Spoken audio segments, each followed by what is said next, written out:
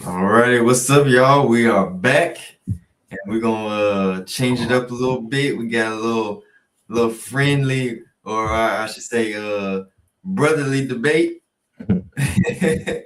So I'll start with my stance. Usually we go, by the Bible, and we go verse for verse. Kind of breaking down interpretations on what these passages mean. But today we're gonna kind of actually have a real conversation. So people can get an understanding of, real life conversations between Christians and real life conversations that people have in real life. So today we're going to be debating about, is certain holidays that Christians celebrate, is it biblical or is it not biblical? Is it pagan or is it not paganism? And I'll say my stance is, I believe that certain holidays, like Christmas, Thanksgiving, Easter, it's not pagan. So that's what I'm going to be arguing today, that the holidays we celebrate as Christians is not pagan. So say them holidays one more time. You said Easter, Christmas. Yeah, I got Christmas, Easter, Thanksgiving. Okay. Halloween. If you want to add Halloween in there. Halloween, I'm kind of more like, I don't really care for, but I can still, debate if that's pagan or not. But Halloween, I really don't really care for. I don't celebrate Halloween, but the three main ones: Christmas, Easter, and Thanksgiving. Halloween, I don't care for. Okay. Them are not pagan to you. Gotcha. Christmas, Thanksgiving, and Easter, not pagan. Gotcha. No. And why do you say that? Let's hear your. Now, first you gotta tell people where you stand. Oh, I think every holiday, almost every holiday, almost all of them are pagan in my eyes. Don't mean don't celebrate them, but I'll get into that once. But if he's saying it's pagan, that means don't celebrate them. Don't celebrate them, but there's ways you can. There's ways you can do it in a godly way. Yeah. There's ways you can still throw Jesus in there, make Jesus the center of it. You know what I'm saying? Yeah. I believe, and I think it's in the Bible too. God can turn anything evil into good. Yeah. So that's how I see it. And I was once the same way. I was celebrating the Christmases and the Easters and the Thanksgivings just like everybody the next else. Man, yeah, like it was. Now it's a little different these days, but let me hear your stance. Hey, I ain't even gonna lie to you. If I go first, you might not even want to say your points. Okay. What I'm about to hit you with, you might have to reconsider. So if I go first, I'm telling you, you might put your notes down. Okay, all right. Before you go, I want to ask you this. Okay.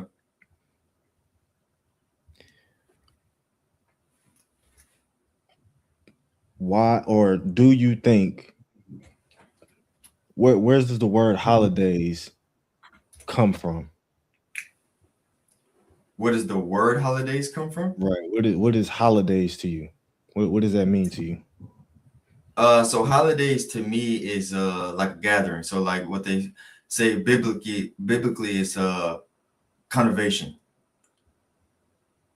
That's what a holiday is to me. A holiday to me is a gathering. So in the Bible they describe it as a holy conservation, meaning they get together. So you have typically big groups of people or family that get together in a conservation. That's how I describe holiday for me. Holiday is a conservation. Yeah, I wanted to get that definition down before we started getting into it. So just so kind of you can see what I'm talking about. Conservation, a large formal assembly of people the act of calling people together for a large formal assembly. Mm. That's how I describe holiday.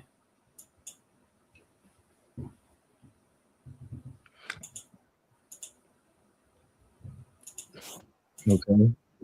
Hey, what's up, Chris? What up, bro? I see holidays as holy days. You know how they Mhm. describe the holy days in the Bible as the same things you were saying. What was the word? Conservation? Basically a gathering, you know, what is it? Connovation? Yeah, convocation. Convocation. It's a Yeah, gathering. yep, got it. That's how that's what holy days was. And it's Mhm. now what I would say perversed into holidays, where we took holy days and in my opinion, made them pagan and turned them into holidays. We changed the I and the Y from holy to holidays. So what does holiday mean though? Same thing. That's what I feel the same. The connovation is a gathering. I feel like it's a gathering where people meet and talk. And I don't know what it was back in the day. In my definition, right? I think holidays today would be a gathering of some sort when you get together and do whatever tradition you guys are doing that day. If it's Thanksgiving, if it's to April Fools, to you know what I'm saying. I don't really. Should we look up the word holidays? That's why I was waiting for it. I Let's got just it look pulled up. up So this. Yeah. holiday is a day of festivity or recreation when no work is done. Okay. That's what holiday is. So basically, a holiday is a recreation when no work is done, meaning no one does what in the Bible describes as customary.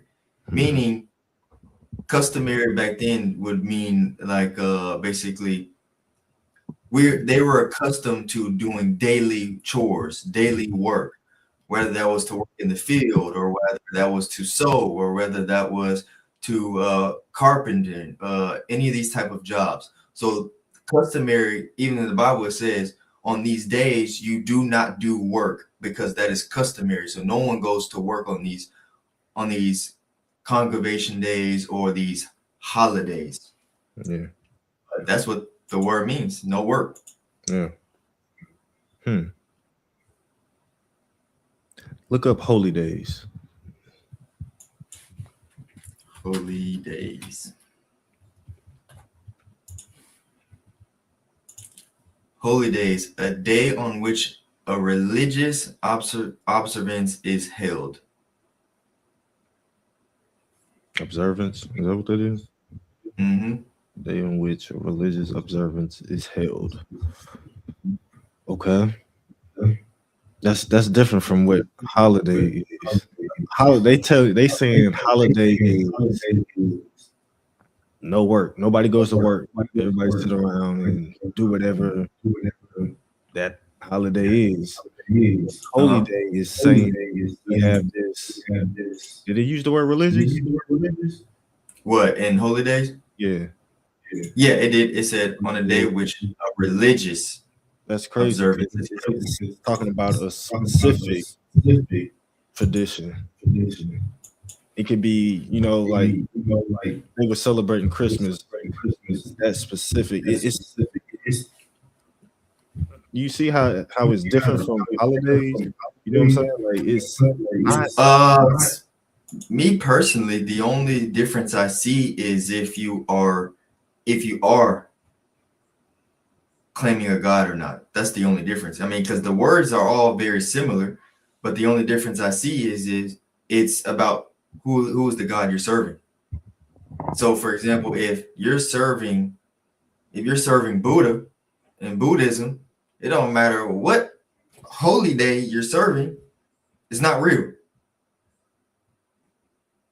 So if you have a gathering, you know, or you don't go to work on this certain day, because of your Buddhist religion, is that still real? But it didn't use the word religion. It just said you're not going to work on this day.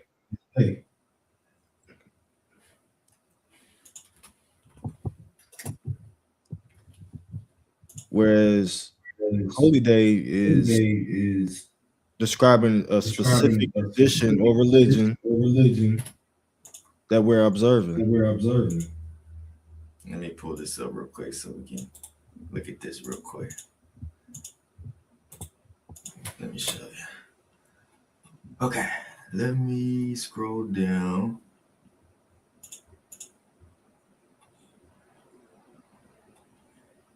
So just for, I read personally, I read the New King James Version. Mhm. This is Leviticus. It says right here, on the first day there shall be a holy congregation, and you shall do no customary work on it. So he's talking about two things. One, they're talking about a holy day, but also he says here, you shall do no customary work on it, meaning he's calling for them not to work. Well, that's the same thing as the Sabbath. Would you call the Sabbath a holy day or a holiday? Because it tells you you're not supposed to work in the Old Testament. Do not Yeah, work on that day. Do not go in your field that day. Do absolutely nothing on that day. Would you call that a holy day or a holiday? Or because they're both saying the same thing. One is saying religion, one is saying the holy observance that we're, you know what I'm saying? well, I'm actually glad you brought up the Sabbath. Mm. The So reason we're definitely getting to the Sabbath. Sure. I'm glad you brought that up because that helps my case actually. The Sabbath. Okay. Because the Sabbath, as we know in the Bible, in the Old Testament, the Sabbath was meant not to work. But Yeah. clearly, Jesus came in the flesh and he defied the laws of the Sabbath. And he said, my Father works on the Sabbath, so will I. Right. The Sabbath was not made for man. I mean, sorry, the Sabbath was, man was not made for Sabbath. Sabbath was made for man. Meaning, if man chooses to work on the Sabbath, who are you to try to stone him for it? Right. So are we talking about, see, there's a difference, because are we talking about the Old Testament when they was installing and saying the holy days, Mhm. when they was observing holy days like the Feast of Tabernacle and the Feast of Unleavened Bread and the Passover, you know what I'm saying? Is what up, John? What up, Sam? Are we talking about the Old Testament? Are we talking about after Jesus came on the scene? Because I agree with you. Sabbath is the rest. Like Jesus is our rest. You know what I'm saying? So he fulfilled the Sabbath in a way we don't have to anymore do what we was doing in the Old Testament. Exactly. So I agree with you there, but it depends. But your question was, is Sabbath a holy day? That was your question. I said, could we say the same thing for the Sabbath? Because it says also to rest, Mm-hmm. do no work, describing a holiday. But the holy day is saying a religious thing that we're partaking in. So the question is celebrating the Sabbath or not celebrating the Sabbath right or wrong? That's the question. Or is the Sabbath a holy day or a holiday? If you don't celebrate the Sabbath, are you a pagan? If you don't celebrate the Sabbath, are you a pagan? Yeah, that's the question. Are we talking about today's day? Are we talking about But today when we were supposed to do the Sabbath before Jesus came on the scene? Because holy days is different from holidays. Nobody says holy days anymore.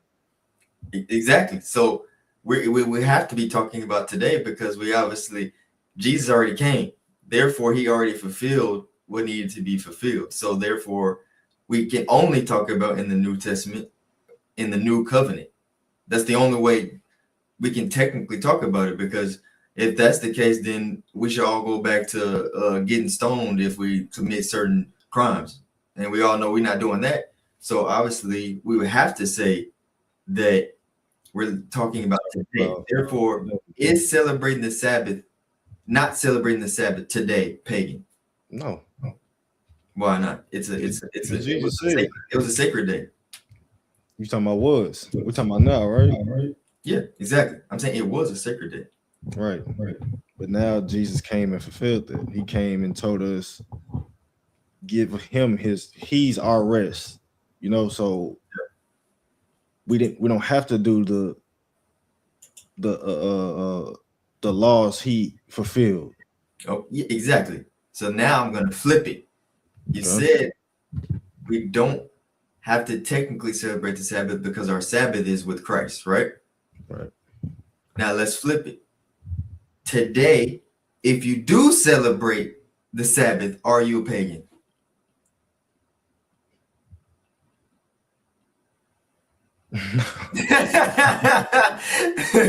Why not? If Jesus said you could work on the Sabbath, basically, if you work on the Sabbath, you do. If you don't, you don't. So if you work on the Sabbath, when Jesus worked on the Sabbath, but people still celebrate the Sabbath and say, well, forget what Jesus said. He said he can work on the Sabbath, but I'm still not. So are you a pagan for technically doing the opposite of what he did when he worked on the Sabbath, and then you choose to not work on the Sabbath? Are you a pagan? No, because that's like saying we can't eat certain foods that God said was clean. Exactly. So if we're talking about specific things in the Bible that Jesus said were good and bad, he didn't say holidays. You know, he said specific things. He also didn't say birthdays. He didn't say Christmas. But how we use that, how we perversed it, how Satan got under that and twisted it, making holy days into holidays and taking all that away from Jesus, that's where the problem lies. See, I disagree though. I disagree. And the reason I disagree is because what you're basically kind of saying, correct me if I'm wrong, this is what I heard. What you're basically kind of saying is technically Christmas isn't wrong, but because we perverted it, it's wrong. That's what it sounds like you're saying, right? That's what I'm saying. So then, no, go ahead. So then, if you're saying that, technically, then you do agree with me. You just don't agree with the way it's being done. You're not technically saying that Christmas is pagan. You're saying the way that people idolize Christmas today is the paganism, right? Correct. Like, so Christmas ain't pagan. So all right, let's stay on Christmas, but then I'm gonna switch it on to another holiday. So yeah, my we can go to Christmas first because my nail in the coffin is gonna be Easter. Okay. That's gonna be my nail in the coffin. When I go through Easter, I'm telling you, by the time we're done with this, you're gonna switch. Hey, I'm always up for. My mind is never set. You know what I'm saying? Like I like somebody to push me and challenge what I think. You know what I'm saying? Because I don't think I'm always right. You know what I'm saying? I know. That's why I wanted to do this, because I want each other. I want you to bring something where I'm like, I gotta think. Right. You know, same thing, vice versa. I want us to be able to think. Right. So when I started with this and I said, I think almost every holiday is pagan because of how Satan perversed it. That's why I think it's pagan, because Jesus is not in it anymore. Because how it probably started was in a pagan, like Christmas. Christmas started by some, man, it was long time ago, long time ago, where some pagans was celebrating the winter solstice in December. the old church was trying to convert them into finding Jesus, into seeking Jesus. So they used their winter solstice holiday and turned it into Christmas. Tried to bring Jesus in it, tried to show them this way of life by bringing God in it, and to open their eyes, open their hearts into something different, get away from the pagan stuff. So it started as a pagan tradition. It started as a pagan ritual. It started unholy. A church tried to bring them in, trying to convert them. I'm not sure if it worked or not, but years later, you probably know this theologian Martin Luther. He came in and tried to keep it Jesus bound. He tried to keep it in a holy way, the Christmas, because the Catholics were doing it. There was also going into a pay. Now, if you can look this up for me, so I'm not wrong, because I'm just really just off the top of the head. Do you see anything about pagan winter solstice, Christmas, or it being converted into Christmas? Yeah, it says here around December 21st in the northern hemisphere, as the rebirth of the sun and the return of light, it honors the longest night of the year with the themes of renewal. So yeah, this is, and it's considered a pagan festival, celebrating the winter solstice. Yes. Okay. Known as Yule. All right. Now go down a little bit. Does it say anything else? Yeah, it talks about decorations, talks about fire and light, candles, bonfires, feasting and gatherings, the wheel of the year.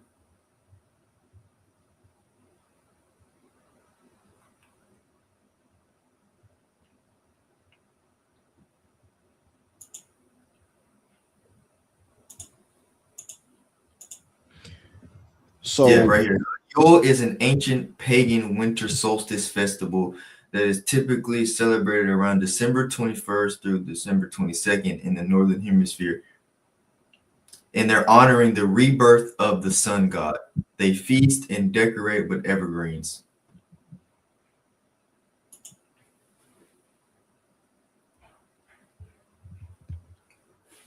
Yeah, I see it right here. Pagan winter solstice. That's what you're talking about, right? Yeah. So the Martin Luther guy,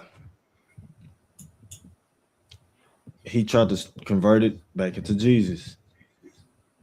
He said, right, we never too old to learn. Oh, you talking about what you said. Chris said, hey, also call it Jesus' birthday, and that also is untrue. Yeah. Christmas being Jesus' birthday is not, obviously, that's not true. Sure. Well, I'm going to give you, boy. Just wait. Let my finish first. But This dude must be a Muslim. He said, Allah Akbar. God is great. Jesus Christ is King. Sorry, buddy.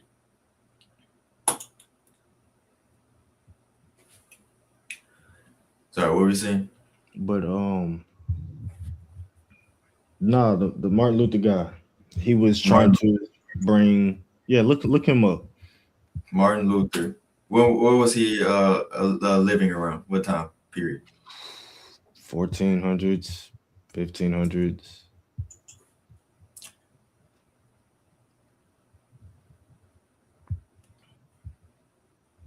Yeah, it says Martin Luther.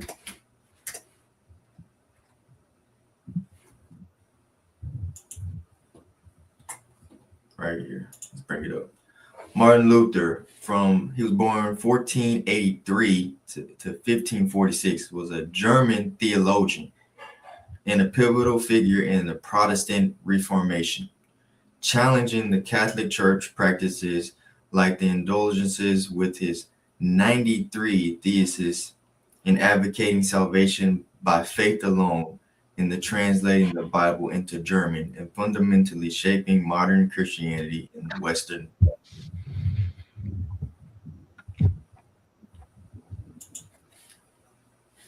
That's Martin Luther. That guy was trying to keep I don't like the word religion. He was bringing God into these pagans' lives. Over time, after Martin Luther, we stopped following that trend he started. So he was bringing up Christmas trees and candles and gift giving, but he wasn't doing it in the way we do today. So he started. So over the years, it started moving to market strategy where it's just. Can you hear? I hear echo. No, I can hear you. Oh. It was just it was a market strategy over time where it's only about money now. We're not talking about Jesus. There's nobody sitting around coming together on this holiday where everybody's off. Nobody's coming together, reading the Bible, talking about Jesus, thanking Jesus, thanking themselves.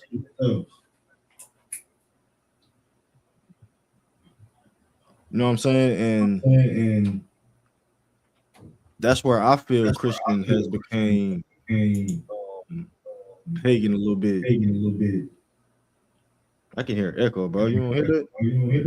I don't hear it. It's probably some.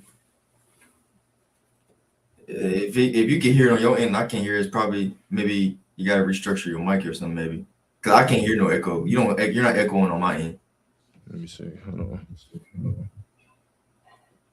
On my end, it sounds fine to me.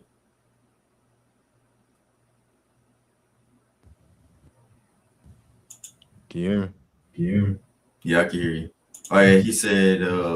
Chris said it's a small echo. It might be on Mike's end. He said if you're watching live at the same time, mute one of them. Are you watching it live and streaming at the same time? No. Okay. Well, while you talk, I'll mute myself. Let me see if that. Yo. You can hear me though, right? Yeah. Okay. I don't hear the echo no more. All right. But no, that's all I was saying. Just on the Christmas thing. We staying here on Christmas right now. How now it's more pagan than it wanted to be.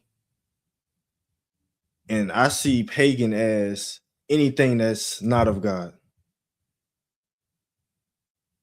That's what we should. Let me get a definition of pagan. Can you still hear me? Yeah, I can hear you. Okay. Maybe my speakers was too loud. I'm your audio. I have you on my speaker, so maybe I have my speakers up too loud. Yo. Is it still echoing? A little. It's smaller. You know. No, I can hear it. No, I can still hear it. You can still hear it. Oh, then that's not my speakers then.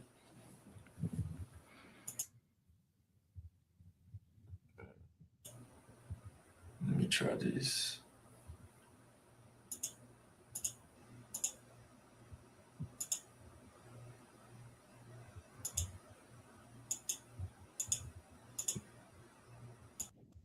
How about now? Yo. I think it's good. All right, babe. Yeah, I switched my mic. It's my cause I got a wireless mic, so I switched the way it's inputting. I see. That's probably what it was. Cause I had it on default instead of the mic specific. It's not echoing no more though, right? No, I don't hear nothing. Okay, bet. Okay. All right. Let's So let's look up the word pagan real quick. What's your definition of pagan? And then because that's what I believe. Anything that's not of God. okay, definition of pagan. Pagan definition.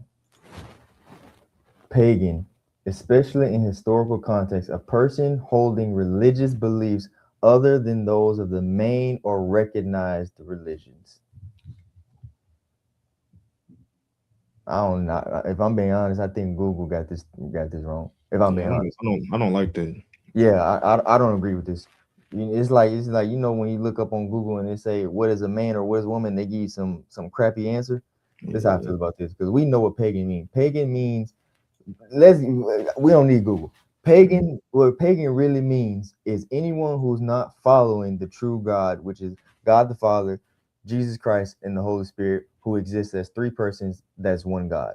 Yeah. That's what a pagan. If you don't follow that God, anything outside of that is considered a pagan. That's just what it is.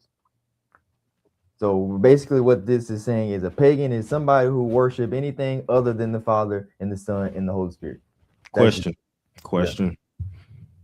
Because by that definition, would you agree that Christmas has turned pagan? Well, I'll agree that Christmas has turned pagan. Nope. And I can show you why. Who is Santa Claus? I can say this. I'll be honest. I'll say this. Christmas can be pagan. Christmas can be idolatry. But if we're going based off of that, anything can. Yeah, that's what I'm saying. Yeah, that's Almost, so. If we're going based off of that though, then that means don't hang up no pictures in your house. That means don't put up no pictures of you and your family in your house. That means don't get tattoos. That means don't have anything outside of that. But we know that this is an exaggeration. So if we're going based off of that, then we would know nobody need to put up no statues in their house, no vases, no nothing. If we're going based off of that logic. So are you saying how you celebrate, how you keep pictures, put up pictures in your home defines if it's pagan or not? No, I'm saying if you're going based off of that definition of what you're saying, if you're saying the way celebrating Christmas is pagan because they're doing certain stuff, I'm saying it can be, because if it's idolatry, then that is paganism. No. This new world that we're living in, yes, this generation of people and the structure, the tradition, all in one. Yeah. Has it turned pagan? Yeah, but see, the reason I can't say that is because I'm not talking about the world. What we're talking about, me and you, we are both agreeing on the core. You're a Christian, I'm a Christian. Mm. You don't celebrate Christmas, I do. So what we're really talking about is Christians celebrating Christmas pagan. That's what we're talking about, not the world. So because if they don't believe in Christ, they ain't got nothing to do with this conversation. We talking about if Christians who follow Christ celebrate Christmas, is this pagan? That's what we're really talking about, right? How many people you know,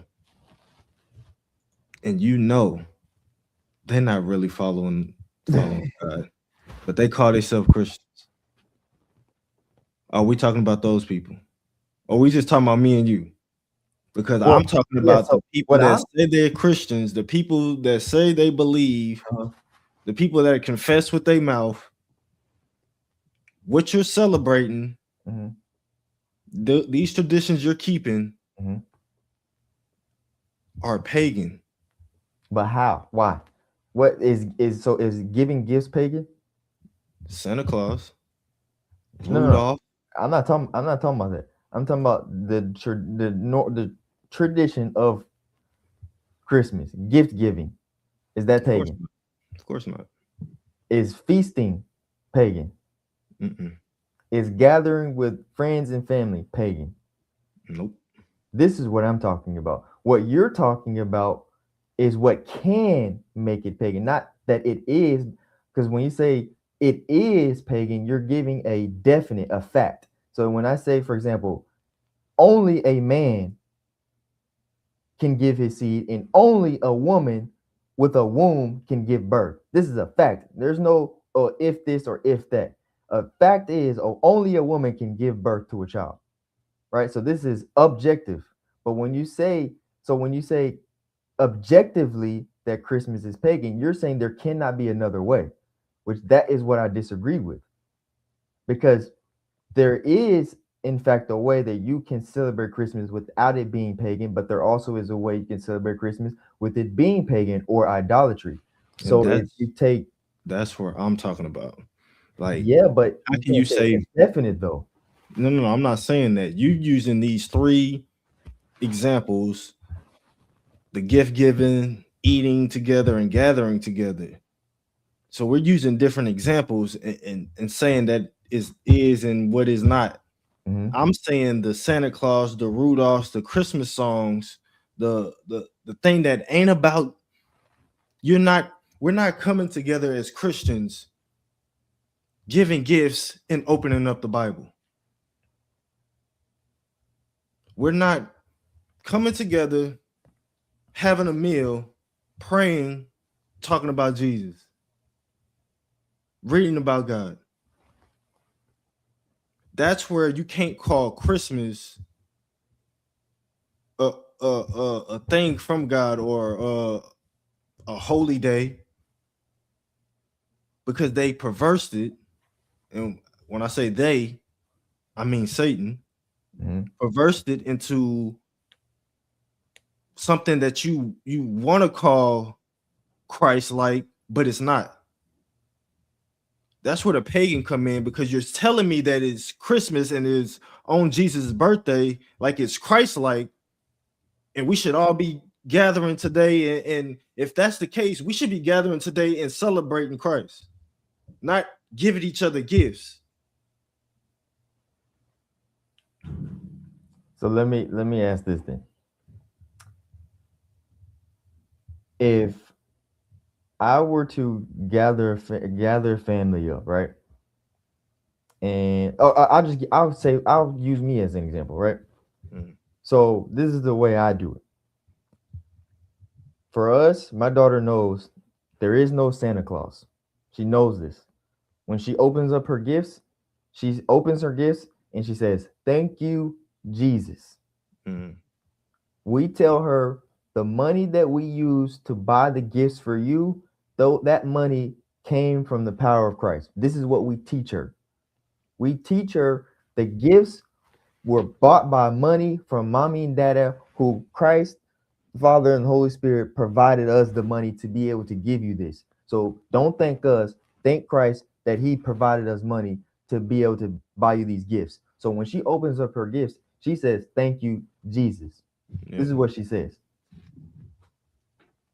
So what I'm saying is, for me as a Christian who celebrates Christmas, I purposely make sure that the thanks is given to Christ, because that's what it's about. That's beautiful. That's exactly what it's about.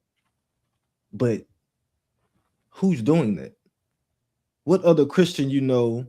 What other little girl you know is opening up a present and thanking Jesus? They're thanking their mom. Mhm. They're thanking their dad. Mhm. Their mom and dad got it for them, but like you said, it was from God. Mhm. Nobody's thanking God. They're getting their presents and moving on. So let me ask you this: if you get together in a celebration, but you're not necessarily talking, like for example, what you said was you getting together, you're giving gifts and eating together, but no one's talking about Christ, right? Right? Yeah. I agree that this is obviously not something that should be done. But what I'm about to ask you is this: if you do celebrate a celebration together and you don't necessarily talk about Christ the whole time, is that now a pagan celebration because you're not talking about Christ? Or it's not? Actually, a better question: if the holiday isn't necessarily surrounded by Christ, is that pagan? If you're asking me, Mhm.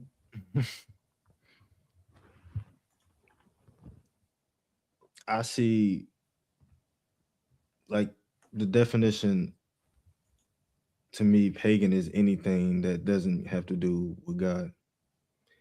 You asking But me, what does that mean? That right there, that's the part I'm wanting to know. What do you mean mm, by has nothing to do with God? That's the part I need to know. just like you're saying, just like your example, if we're getting together and there's no discussion about God and Jesus, I'm not even comfortable anymore. Mm-hmm. I can't even walk outside without talking to God about somebody these days. If you're asking me, I would call it pagan. If we're going out to the club, Mm-hmm. Jesus ain't being talked about in the club. Well, I mean, in that case, that's more of like you would have to separate that because that's more of like what we talked about in the prodigal son. He purposely went to the outer country, Mm, which means he went to a pagan land to live in the world. So the club stuff like that would be considered like of the world. But what right. we're talking about is doing something that could be done Christ-like or not Christ-like if you're not necessarily using Christ's name. So getting together with family. That was Yes. your example, right? Yeah. So my question is this: if you are celebrating a holiday that you're not necessarily celebrating it about Christ, is that pagan? Yes. But what if it's about? What if it's rooted in God though? What you mean rooted in God? And Rooted like in it's God. supposed to be, like how Christmas is supposed to be rooted in God.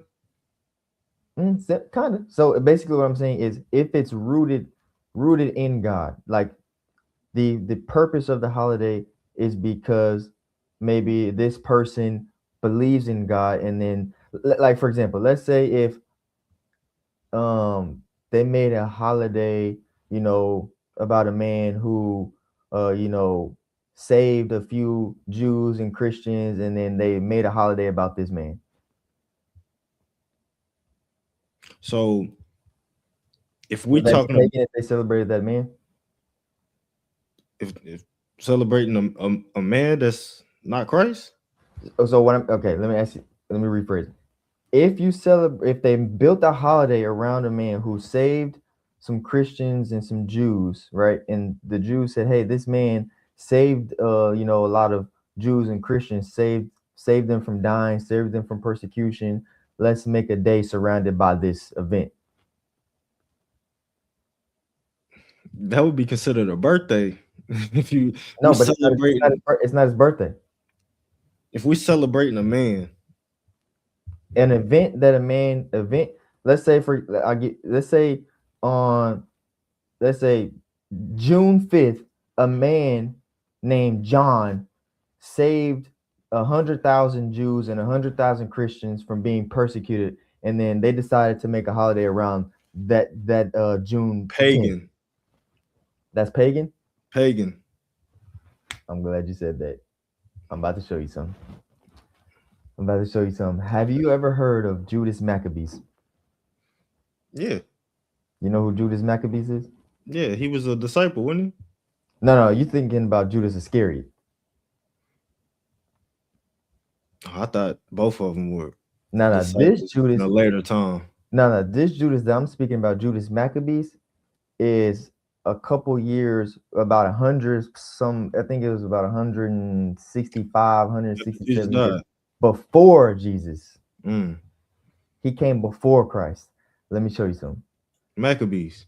Yep, this is exactly in the second book of Maccabees. It says, "On this day, as by the time it had become necessary, Judas and his men went to take up the bodies of the fallen and bring them back to lie with their kinsmen. And under the tunic, every one of the dead, they found the sacred tokens of the idols." So, let me find it. Where's it at? Basically, so this is breaking down what Judas of Maccabees is doing. So Judas of Maccabees, just for context, Judas Maccabees was a man who lived around 170 BC. So he was before Christ. And what happened was there was a 3-year period that the Greek Empire took over Jerusalem, and they destroyed the temples, and they took over, and they even slaughtered pigs on the altar, because Jews, pigs is unclean. So the Greek when they took it over, they slaughtered pigs onto their altars, right? And so Judas of Maccabees, 3 years after they took over the temple of Jerusalem, he decided to build up a army. It was obviously smaller than the Greek Empire, but because he obviously he's with God, the Father and the Holy Spirit in Christ, he is a Jew. So they decided to go take back Jerusalem, take back the temple. And in doing so, this is how you get, guess what? First, let me show you this. This is Daniel. It says, and from that time, the daily sacrifice is taken, and the abomination of desolation is set up. There shall be 1,290 days. And this is a few hundred years. This is around 600 BC. So this is before Judas Maccabees was born. And Daniel, given a revelation through God, he tells us the exact time. He tells us how long it will be. He says 1,290 days, which is exactly 3.5 years. In Judas Maccabees, Jerusalem was under Greek Empire for exactly around 3.5 years before they took back the temple. And when they took back the temple, look at this.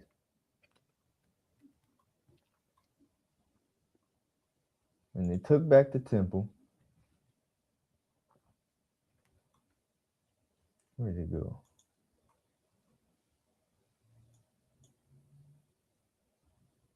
Let me show you. Look, right here, look. Judas Maccabees, 166 through 160 BC, was a Jewish priest and a military leader, and his name was Maccabees, meaning the hammer, right? But look,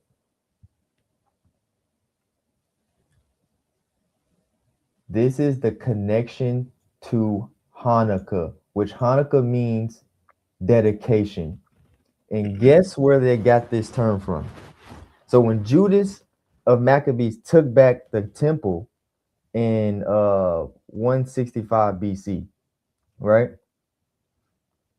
This is how we ended up here. This is how we ended up here.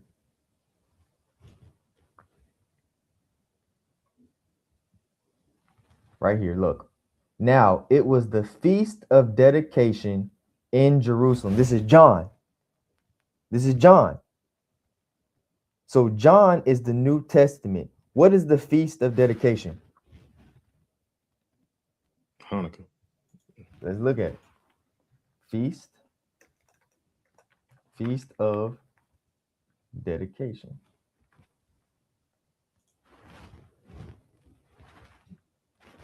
Another name for Hanukkah. So the Feast of Dedication / Hanukkah was actually a holiday that was built around Judas of Maccabees, because he took back the temple of Jerusalem from the Greek Empire. So they made Hanukkah based off the dedication that the Jews had to getting back the temple, which God did not see as a bad thing. And how do we know this? Because it says right here, look, now it was the Feast of Dedication in Jerusalem, and it was winter. And do you know when Judas of Maccabees took back Jerusalem? Guess what? Because again, mentioned, this is 165 BC, so before Christ. Guess the date on when he took back the temple. December what? 21st. Nope. 25th. Let me show you. Give you that Bible.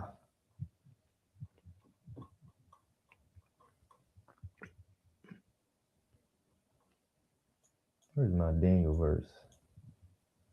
Oh, I got it. I didn't have it in. Daniel, I know about her. Daniel 8:14. It's Daniel 8:14. Let me show you. Look, right here.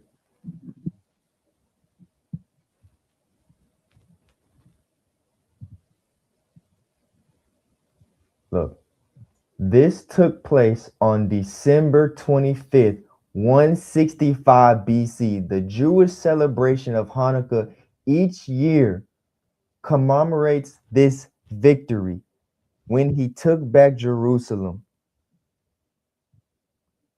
Judas of Maccabees took back Jerusalem they started to take it back December 14th, and they officially conquered it back on December 25th. So the time between December 14th and December 25th is when they had officially took back Jerusalem from the Greek Empire. And this is what Daniel was speaking about here when he was talking about the days. And this was referencing the days that how long it would take for them to not have the empire, how long it would take for them to get back the empire. And the reason that we know this is not pagan for them to celebrate Judas Maccabees for getting back the temple of Jerusalem, which belongs to God, is because we see here. Let's go back to my, what do you call it? Right here. Now it was the Feast of Dedication, which we now know is Hanukkah, in Jerusalem, and it was winter. And Jesus walked in the temple. Jesus took part of the Feast of Dedication. If Jesus thinks that this is pagan, why is he taking participation in the feast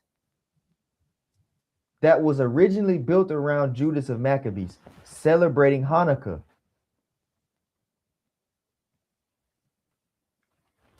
That's my question.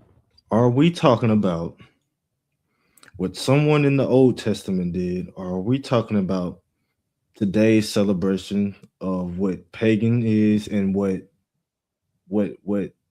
we think is pagan now? No, this is New Testament. This is John. Right. So we know Jesus celebrated Passover, Hanukkah, the Feast of Dedication, all that. We know that.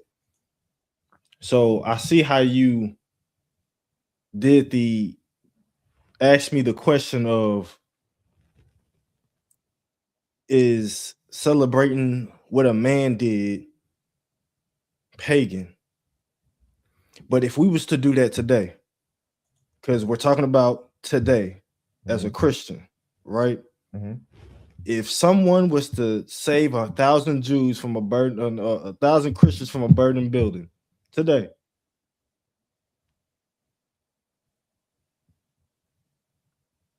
and we took that and made it a holiday today, we're celebrating that guy that did that. There's a difference from Old Testament things where things had to take place, things had to evolve and get to a Hanukkah, to get to a Passover. Things had to take place as such.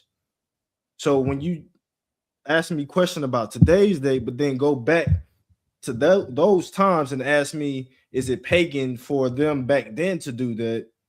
It would be pagan for someone now to do that.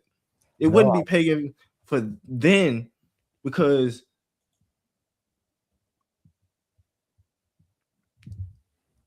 there was a time and place to do things like that. It was written by God's hands for things like that to happen. But we're not talking about Old Testament though. That's what I'm saying. I'm connecting the Old Testament, what happened in the Old Testament with Maccabees and Daniel, and I'm connecting it to the New Testament, which we know is our new covenant, because he fulfilled the law. And in the book of John, John is telling us that Jesus is participating in the Feast of Dedication. This is no longer the Old Testament. He didn't say participated. He walked. He said he walked in the temple. He walked, just like people would do the same thing as when Jesus was at the wedding. Jesus drank. He was touching wine. He had him a glass. They'll say the same thing. Just because he was at the wedding, just because he made the wine, don't mean he's a drinker. He walked in, he was in the wedding, he participated in the wedding. He didn't drink. He what? Okay, he put like that's not like all right. He participated. So I didn't mean to say participated, but he was in the wedding. You know what I'm saying?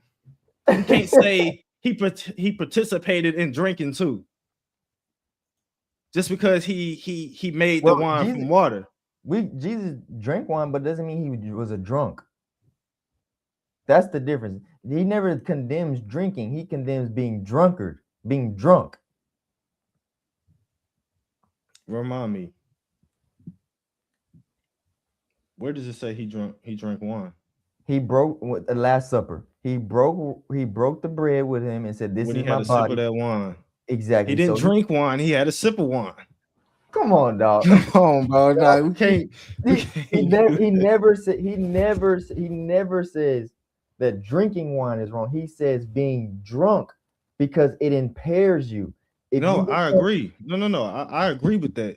But you'll have people today say, God drank or Jesus drank. Because they're perverting it. That's different.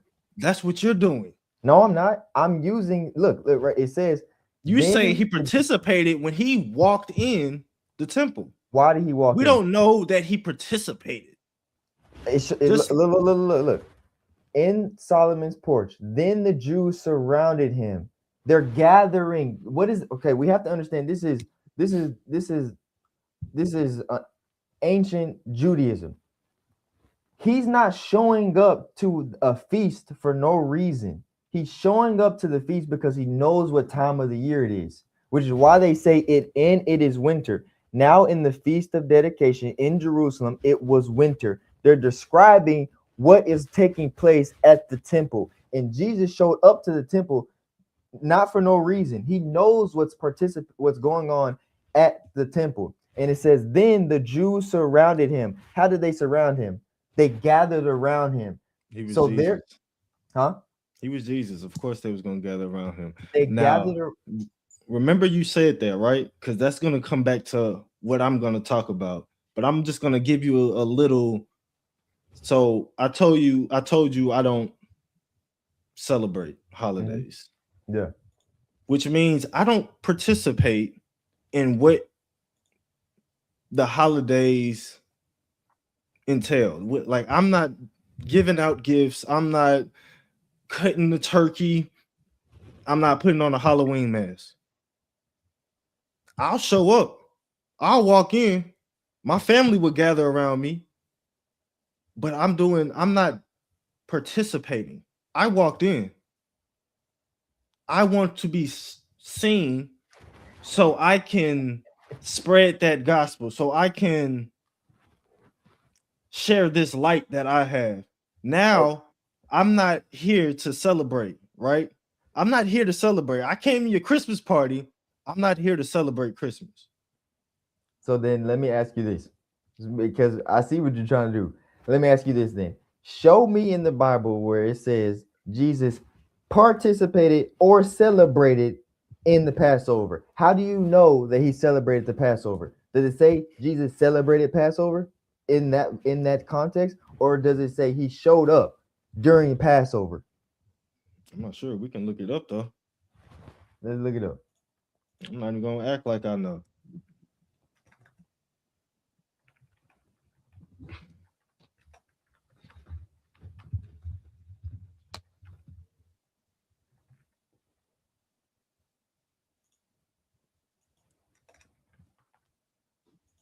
Because we have to understand context. We gotta read the comments too. It's very similar to the same exact thing. This is how we know he celebrates Passover. It says, now on the first day of the feast. What did it say?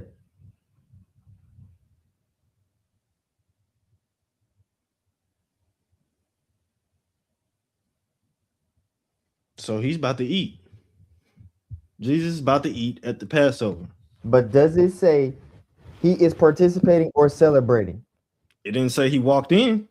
It's saying he's partaking by the context. The context is he's there.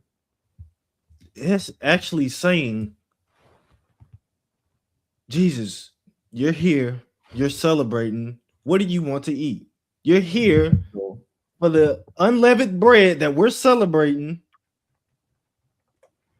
What do you want to eat? He didn't just walk in and let me get a glass of juice. What do you want to drink? We're celebrating a specific holy day. Let's go back real quick. We got him. It's in Mark as well.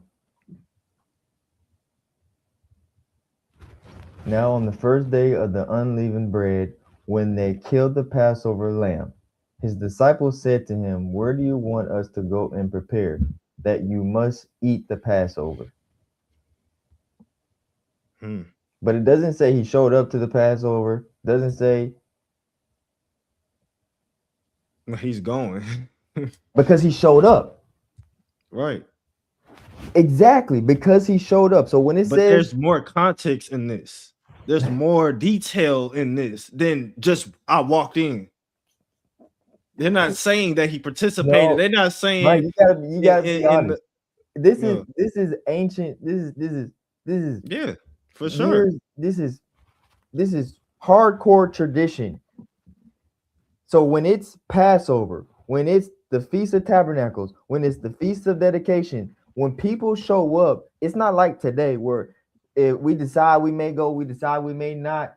If people back then showed up to something, they weren't showing up for no reason. They just weren't there just be like, I'm here because they showed up for a reason, because they're there to participate. You're correct. We're talking about people. Jesus was not living like people. He wasn't doing what the pagans do. He wasn't doing what the drunkards do. He was sitting with sinners. He wasn't sinning. So he walked in, like you said, this was the old days. So it was probably some things that were left out, or the way they written or wrote. I see that your example. I see that as they just saying that he showed up, like something I would do. Like today, I would just show up and not participate. That's how I seen that, because they didn't say he what is the Feast of Dedication actually like. Yeah, it's what do they do on the Hanukkah? Do they light candles or they have feast? It's a feast. So it's a feast. They didn't ask him if he wanted something to eat. They did in the Feast of Unleavened Bread.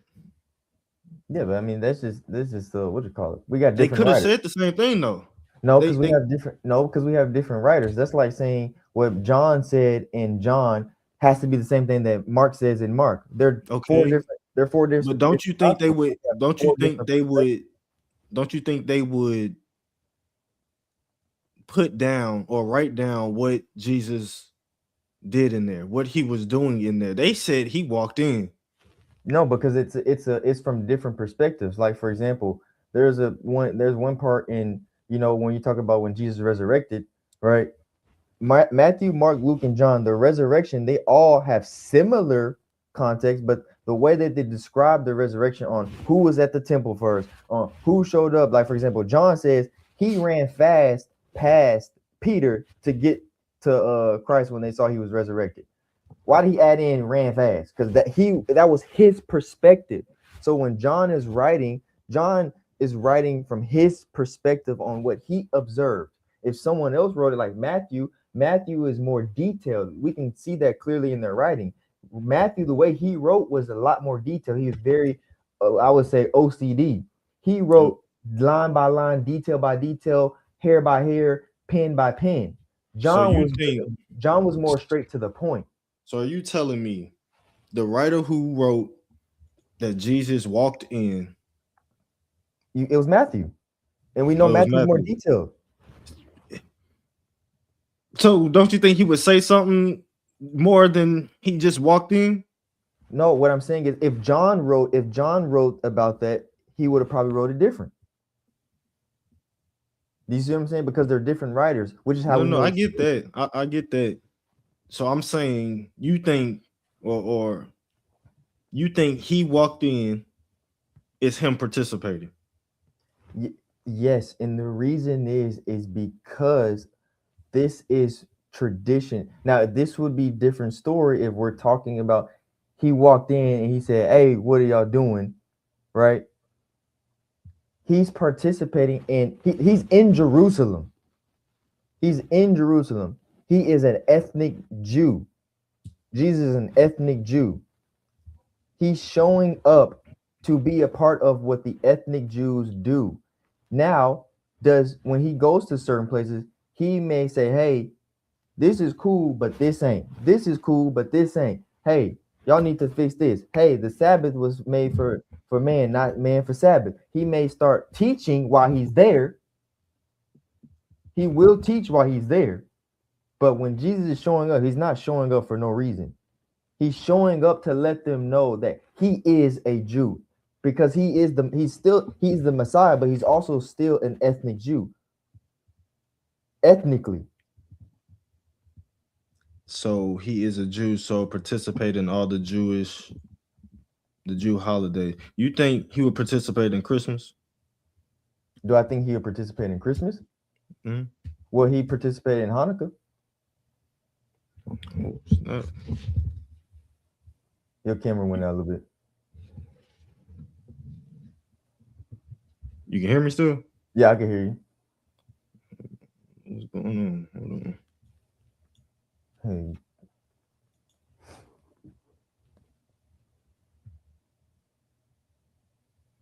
Did your camera die? Ah.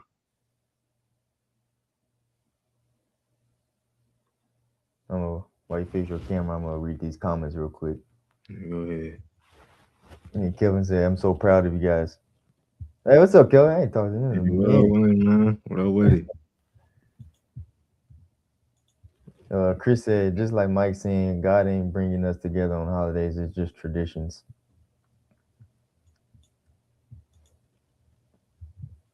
Cherry Baby said, pagan religions existed long before Christianity. Some things Christians do will have something in common with paganism because it was there first. He said, me and my wife are watching together. Her comment isn't coming up, but she was trying to say that paganism has been around long before Christianity. Before Christianity, yes, because Christianity is technically a newer term. But if we're correlating it to, when we combine the Old Testament and the New Testament, there's nothing here before Christ, because Christ is everlasting. So if we're being technical, truthfully, what pagans are doing is they're creating everything to go against the eternal God. So because Christ was there in the beginning of Genesis, right? Anything after this, pagans are just creating stuff to go against the true God. So if we're really being technical, pagans are just copying and then perverting the goodness of what God created. So Christianity, even though the term Christianity wasn't here first, the root of Christianity, where it comes from, who we're honoring, who we're worshiping, who we're bowing down to, has been here since the beginning of time. So this was here first. If we're being technical, the term Christianity, yes, I agree. But who we are celebrating, worshiping, bowing down to, and who we are putting our trust in, he's been here since the beginning. So pagans, they are only able to do so because Christ was already here from the beginning. But I understand what you're saying.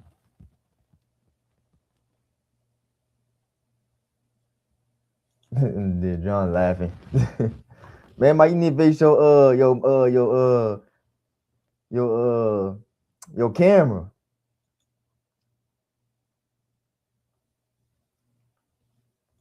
He said, I could care less about Christmas trees and Santa. Yeah, I mean, the Santa part, I agree on that part. Santa, I don't even tell my daughter, and I won't tell my son. He only one, so he don't really understand yet. But my daughter and my son are gonna understand. My daughter already understands. There is no such thing as Santa. Santa is not real. The person who gives you these gifts is through the power of Christ. So you better say thank you to Christ. That's just how I do it. We don't say there's a Santa or her gifts ain't from Santa. Her gifts are from God. That's how we tell her. That's how we teach her. I even had a lady. Me and my wife, we went to a little Christmas dinner. One of the ladies went up to my daughter and said, "What is Santa gonna get you for Christmas?" And my daughter said, "Santa's not real." And the lady was like, "Oh, yeah, Santa not real. Get up out her face."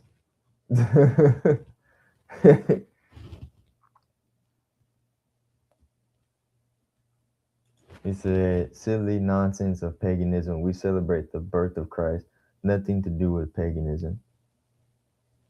And see, and here, I ain't got Mike. You need to get your mic back so I can. I mean, your camera back, because I to this point, this is what I was about to speak to. Where I'm about to go next. I don't just celebrate Christmas and Easter, but say Christmas first. I don't just celebrate Christmas because of the birth of Christ. I celebrate Christmas because of the temple of Christ and what he symbolizes. That's what we're celebrating. We all know he wasn't technically born on the day that we celebrate Christmas. We know this. But when I'm about to break it down as soon as Mike gets back on, why I celebrate Christmas and what it actually truly means. This is why I was bringing up the feast of.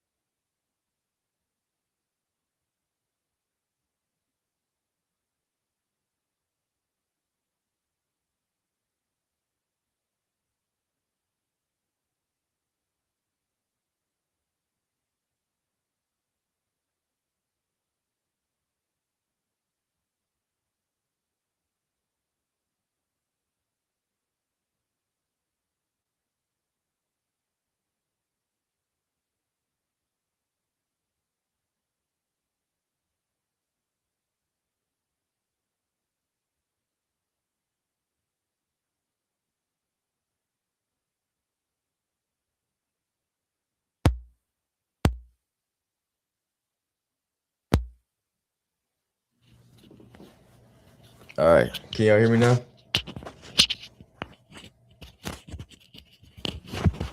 Hey, Mike, where you go, boy?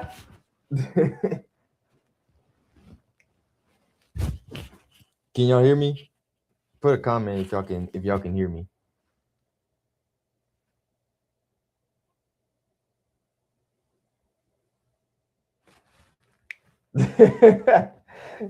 She said sound and camera.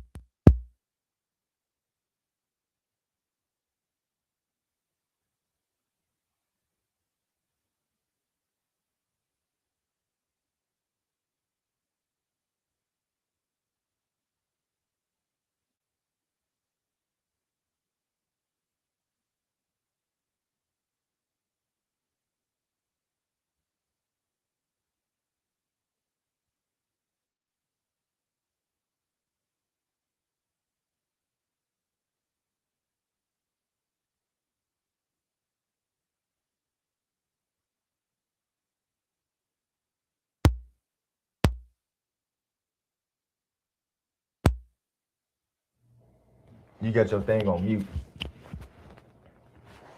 Now let me get my charger for my mic.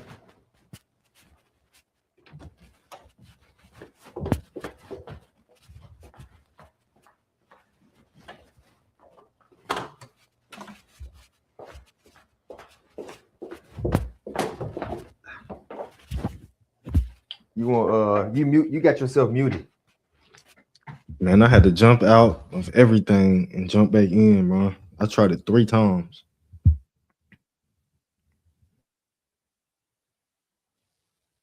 You hear me?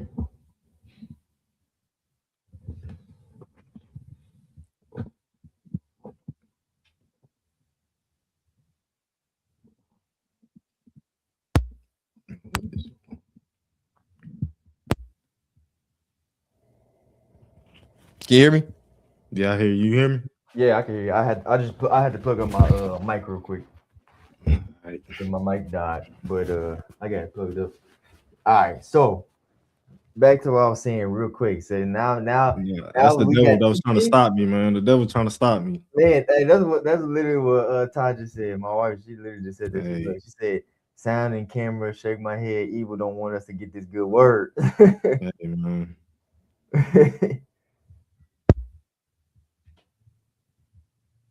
Your mic muted again.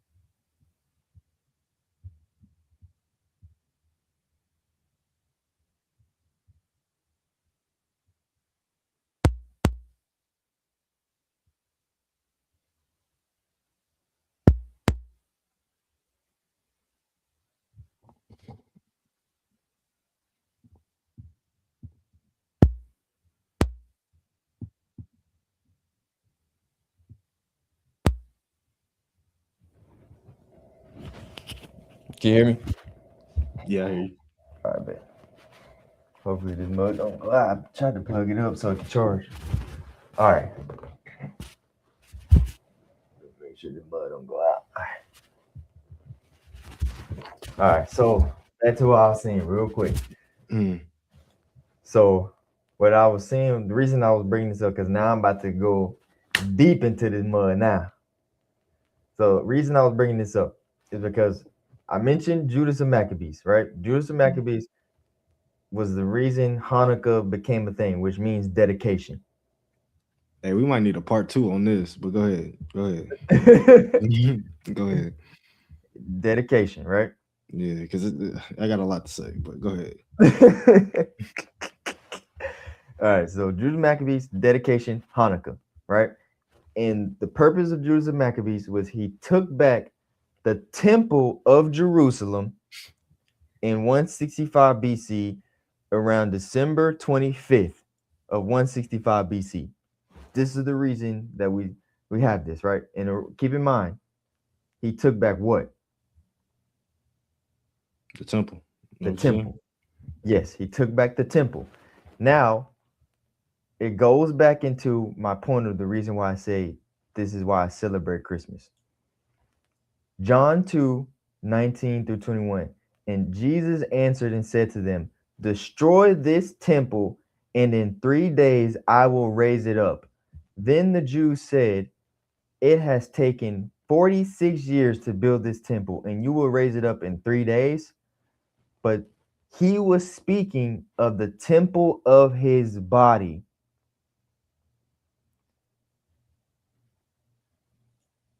And then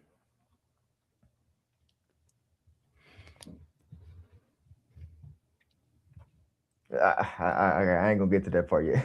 Okay. So we have Judas Maccabee's temple. Then we have Jesus saying that the temple is going to is going to be destroyed because the Jews are misusing the temple and they're going to destroy it, but he's going to build it back up in 3 days. Mm-hmm. So what temple is he talking about? Is Jesus talking about how's he going to physically build that temple that they said took 46 years in 3 days? Or is he not talking about a physical temple? No, he's talking about him. He's talking about him. He's talking about him. And this, now we have the two connections. Judas and Maccabees took back the temple, the physical temple, on December 25th. And then we have Jesus saying he is going to become the temple. Hence, why you switch Hanukkah from December 25th. And now you have December 25th being we celebrate the birth of Christ because the Christ became the temple. The December 25th in winter, we celebrate it because Jesus became the temple.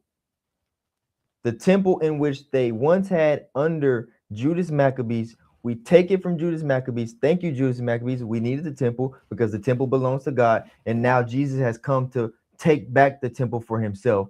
And he becomes the temple. December 25th is the body of Christ, which is why we celebrate his birth in the body. He is the temple. December 25th. You said we celebrated. You Yes. talking about you and your family, Yes. correct? Mm-hmm. And this is where we clash. Because yeah, I can speak for myself, like you can speak for yourself. Mm-hmm. But I'm here talking to the people. You know what I'm saying? I want them to know. Yes, we can celebrate the coming of Christ, the birth of Christ. We can celebrate what Christ stands for in Christmas, but that's not what we, not me and you, but as Christians as a whole are doing. That's not what Christmas is about. Like your understanding of Christmas and the way you celebrate it is a way I would celebrate it. So the question is, why don't you? That's what I was about to say. We still kind of probably go back and forth about the gifts. That's why I say it should be a part 2 because I want to just not just Christmas, but I want to break down every holiday. We can go to Easter. Easter, I told you, Easter is my nail in the coffin, bro. Easter is where I'm going. Is where but I'm not finished with Christmas. I'm not. I'm not finished with Christmas, bro. I still want to know why you give. Huh? I still want to know why you give, dude. I don't even know if you do the Christmas tree. I want to get into. We can. We can get in that because I already know where you're finna go with. You talking about Jeremiah 10? I wasn't gonna do it. We don't even have to do that. That's the thing. We don't have to go there with that. You know what I'm saying? Because yes, like Jeremiah 10, they talk about the pagan tree. No, that's not what they're talking about. That's not what how they brought in the tree. It's something to do with the tree. It talks about a tree, but that verse is misinterpreted. It's not talking about a Christmas tree, and I can prove it to you. We're gonna have to prove that when we get there, because I'm still at the point where how we looking at it as why I don't celebrate Christmas and why you do. Mm-hmm. I would celebrate Christmas if it's about Christ. I would come to your Christmas party if we opening up a Bible, if we exchanging gifts, if we're just eating, mm-hmm. if we're here, and that's where I started with. When Christ isn't in Christmas anymore.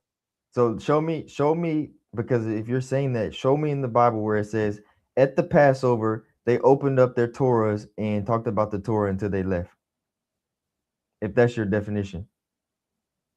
I have no idea what they did at the Passover. Do you think that they all got together and opened up the Torah and then until they all read the Torah together and then went home? I haven't, bro. I honestly couldn't tell you. That's the debate. That's the problem. Because what you're saying is if we don't sit down and we're not opening up our Bibles and saying word line for line, word for word, speaking the that's word not what I'm saying. Then what are you saying? No. Christ-centered. Colossians 3. That I agree to that, Christ-centered, but it doesn't mean we got it. Go ahead. Pull up Colossians 3. Okay. Colossians 3. This is my whole point of what we're doing. Colossians 3 what?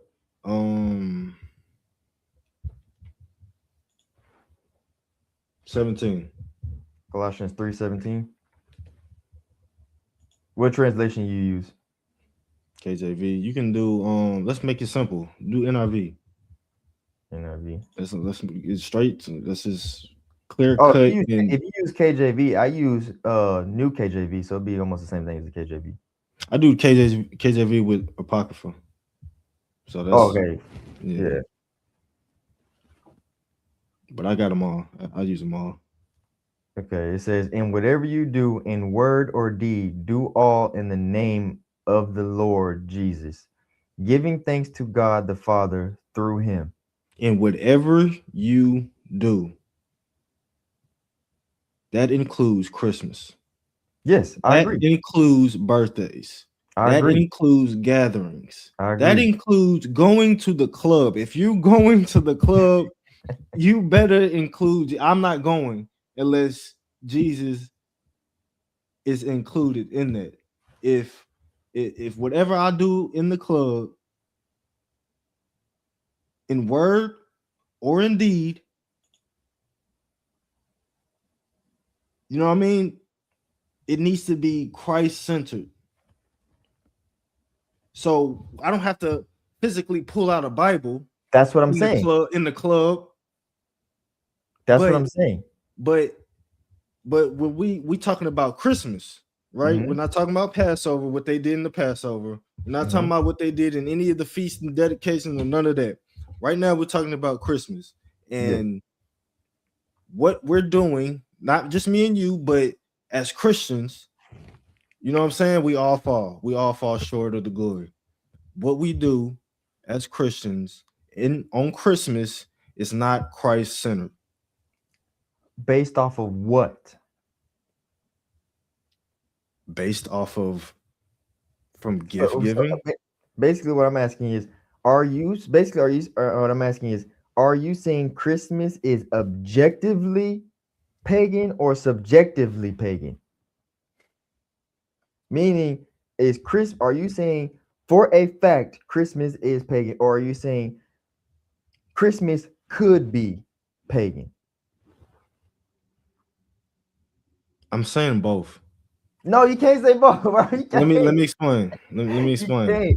No. Let me explain. Bro, because how we're using it, though. That's what I'm saying. As Christians, I don't care about what a pagan is doing. Mm-hmm. I don't care about if you call yourself a Christian. I care about how you celebrate Christmas. Yes. So would that be objective or subjective? If you want me to be honest, you know what that kind of sounds like to me. What it sounds like to me is you are the moral lawgiver. You have the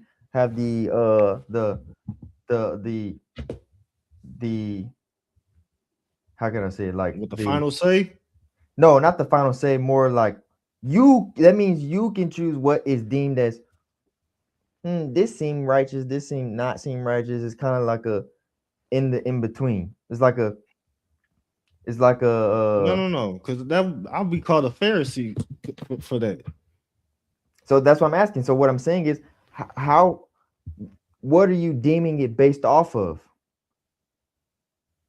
Do you see what I'm saying? What I'm arguing is, I don't understand what you're basing it off of. Are you basing it off of if they're saying they believe in Christ, if they believe in Christ, if they don't believe in Christ, if they give, if they don't give? What is making you say Christmas is pagan? Because of what action? Because of what doing? That's what I'm asking. If you call yourself a Christian, mm-hmm. you're called to be set apart. You don't celebrate Christmas how others celebrate Christmas, right? You and your family are set apart because y'all don't thank Santa Claus. No. Your daughter thanks Jesus when she gets her gift. Correct. That's different from what another Christian in another household would do. I call it pagan on how you celebrate it, because everything is pagan. So then that means you're not saying that it is for a fact pagan. You're saying it could be. Right. It can be. It can be pagan. So you're So not saying it is, you're saying it could be. right. that, But that means but I'm I'm right saying about like Christmas. but I'm saying Because you're not saying for a fact it is. You're saying it could be if. are we talking about Christians though? If we're talking about Christians, or are we talking about people that's not No, that's of the world? I'm strictly It's talking about. pagan when it's people of the world because they're not celebrating how we're celebrating. So that's pagan. Christ isn't in it.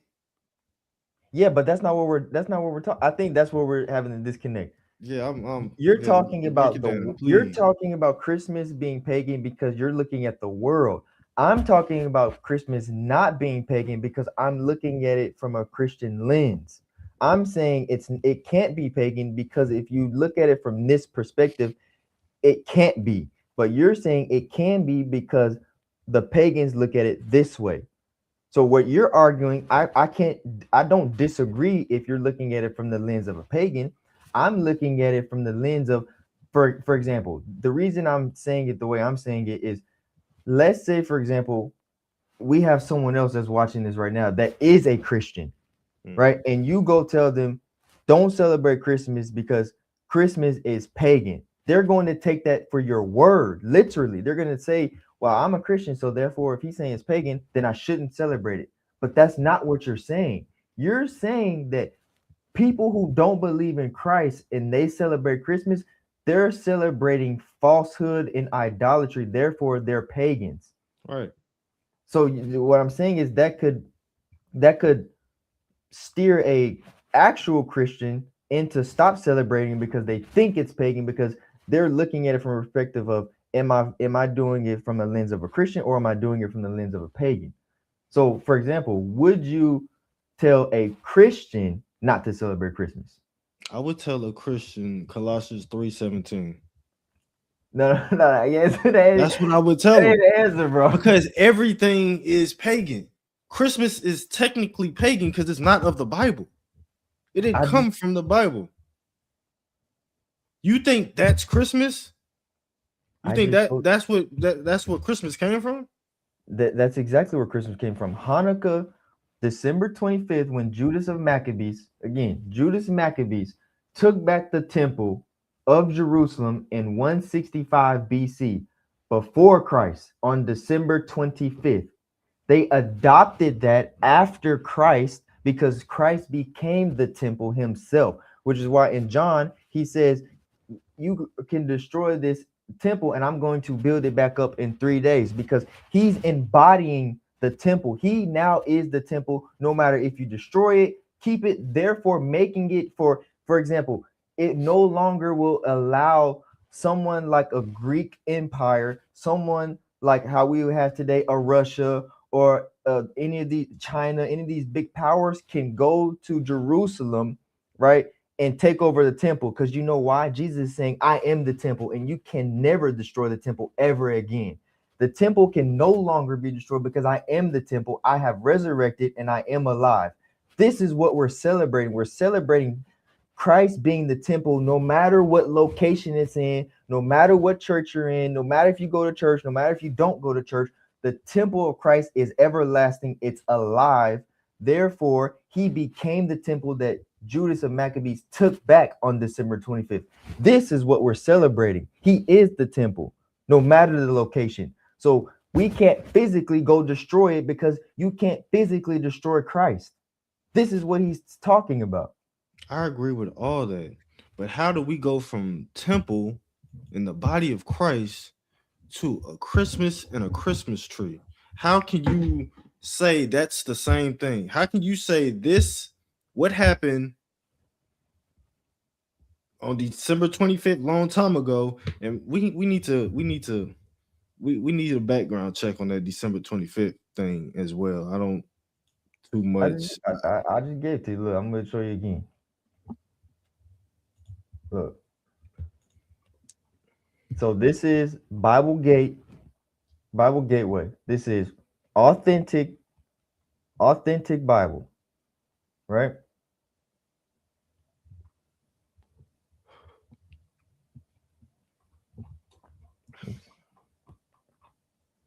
Add back in footnote.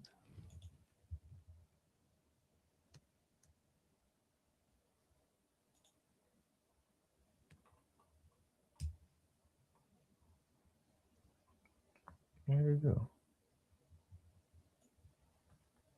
I think I got too many on here now. It's not letting me pull it up.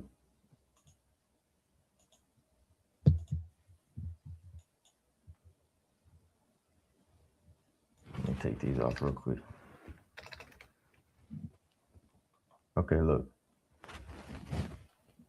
So I showed you Daniel. Daniel is talking about the abomination that causes desolation is set in place. What is set in place? He's speaking about an event that's going to happen, and it's going to take 1,290 days. And if you look this up, 1,290 days is exactly 3.5 years. Now let me go to Daniel 8:14. This is the footnotes. So this is scholars. This is not my opinion. This is scholars who are smarter than me, smarter than you, who have studied through and through. From when we talk about footnotes, footnotes are what the scholars study. So they study the Hebrew, they study the Greek, they actually decipher the Bible deeper than we can understand, because we can't read Hebrew or Aramaic or Greek. They can. So the footnotes that they give you on the explanation of Daniel 8:14 from the scholars, it says the event that marked the conclusion, this is from Daniel, the event that marked the conclusion of the period was the rededication of the temple in Jerusalem. This took place on December 25th, 165 BC, the Jewish celebration of Hanukkah. This is how they remember this victory. So they called it Hanukkah, which means dedication, which is how they came up with the Feast of Dedication. And then Jesus took that over when he became the temple. They reclaimed the temple. A Jewish man named Judas of Maccabees took the temple back in the wintertime, which is why even in John, look, this is why even in John,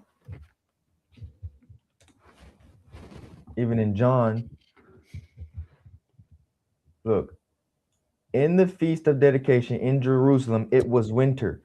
So even John mentions that it was wintertime during this Feast of Dedication, which correlates. He didn't technically say it was December, but it correlates with the winter time. We know it has to be December, January, or February, right? We know it has to be one of those 3 days, one of those 3 months, but it correlates with the same time they say they're in the Feast of Dedication, which correlates to the same time that they made the dedication during Judas of Maccabees taking over Jerusalem, getting it back for the people that they took it back from the Greeks.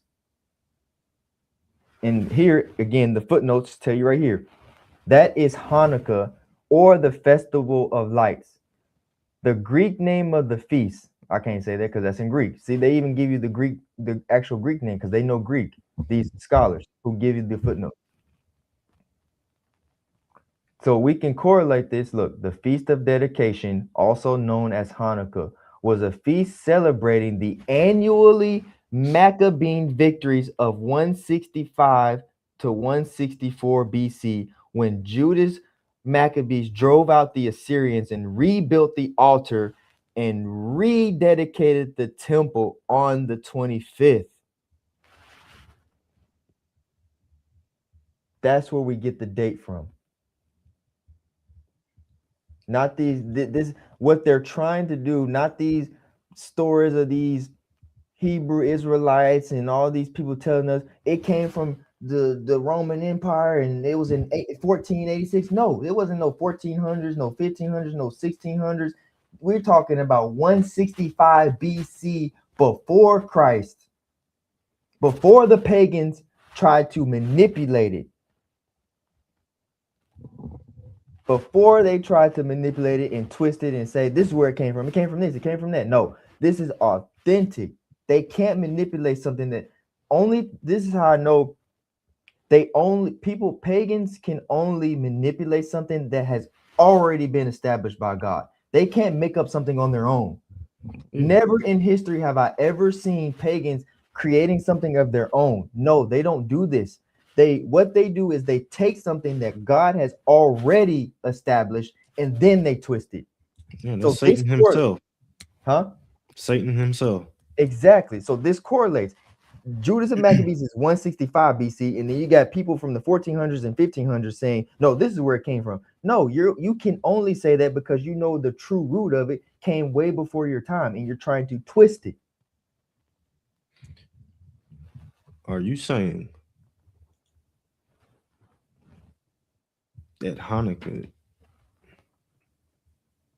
is today's Christmas?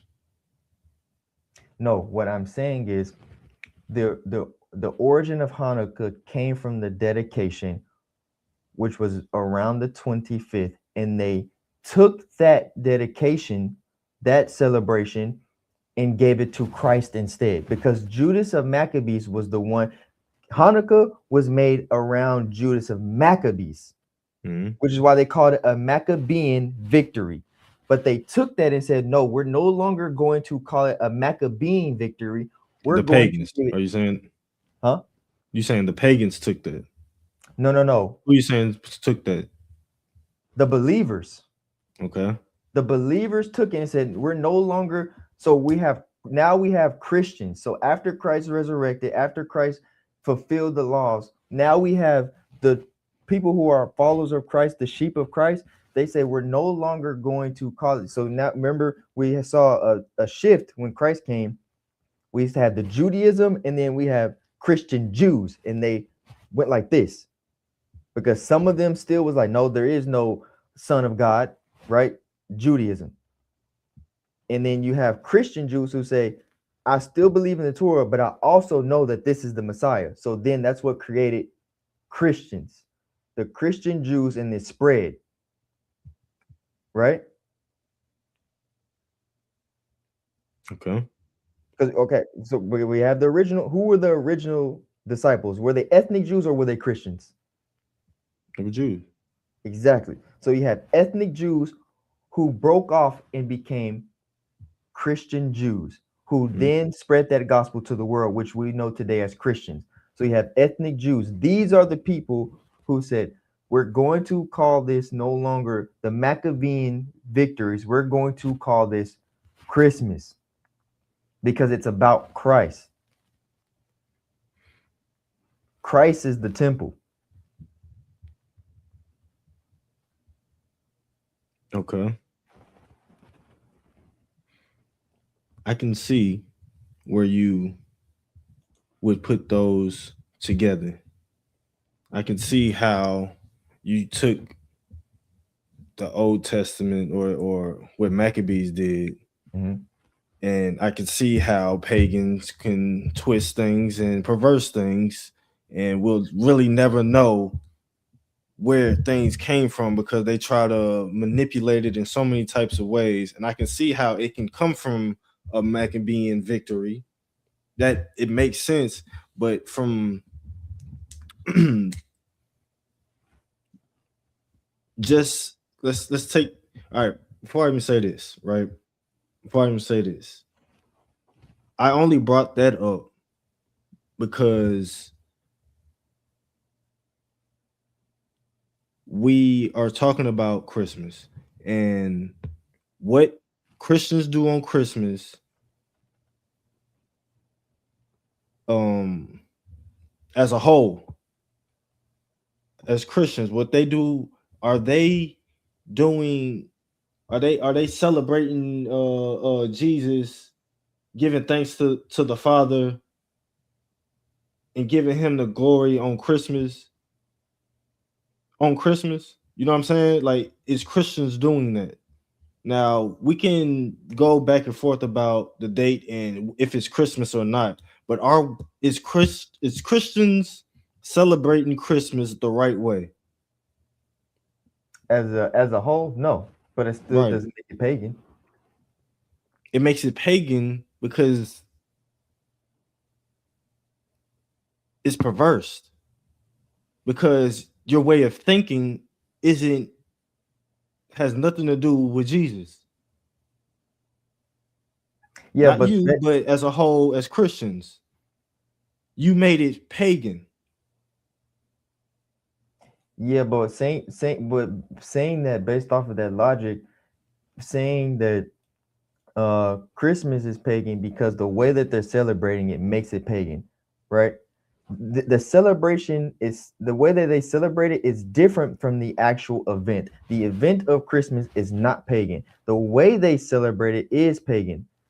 So you can't say it's pagan because of how they celebrate it. That's like people like, for example, that's like people who say, well, Jesus can't be a good God because look at the people who follow him. The people who follow him do bad, so therefore Jesus can't be good. No, that logic doesn't make sense.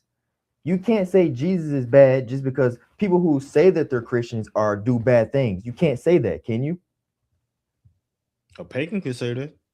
No, I'm saying in reality, you can't actually like someone with a thinking brain, a smart person like you know for a fact you can't say that just because a person who says I follow Christ and they do bad does not mean Jesus is bad, right? Right. So same thing. Just because someone who celebrates Christmas the wrong way does not make Christmas bad. It means the person who's celebrating it is doing it wrong. But it doesn't mean the event is wrong. It means the person celebrating it is wrong. Right? When you see commercials about Christmas, when you see all these ads about Christmas, Mhm. when you see what Christmas has turned into, this is far more than just a person, because you're taking Christ-like people, you're taking Christians out of holiness, out of righteousness. Who is?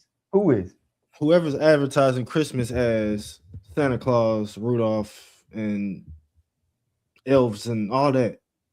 Whoever's advertising. What would we say? What would we say that is? What do you mean? We would say that just put it bluntly, the people that are doing this, right? We know that this is spiritual warfare because we know the world is a lot more. We always say it. We talk about it. The world is a lot more super than it is natural. So we know we're dealing with spirits. So these advertising and all this stuff, we know that this is the enemy trying to get people to turn. Right. That's what it is. And they're winning. No, they're not. We have people like. You want to know how I know they're not winning? We have people that are like me and you. Mm-hmm. But the majority, there's a lot of people going to hell. Way more than it is heaven. I disagree. I think it's more people that's gonna go to heaven than it is hell. Oh, let me write that down. That's something we gotta talk about later on, man. We're gonna write that down because I got a few things we want to talk about. I truly believe that. I truly believe it's gonna be more people in heaven than you think. No, I believe it's gonna be a lot of people, but I think it's gonna be more people in hell than heaven. I don't, because because the grace of God is so vast that we can't even understand it. Just like when that man who was literally next to him on that cross said, "Don't forget me when you come into your kingdom." And he said to him, "Truly I say to you, today you will be with me in paradise." He saved that man on his last breath, bro. That man was doomed for hell on his last breath. He was saved.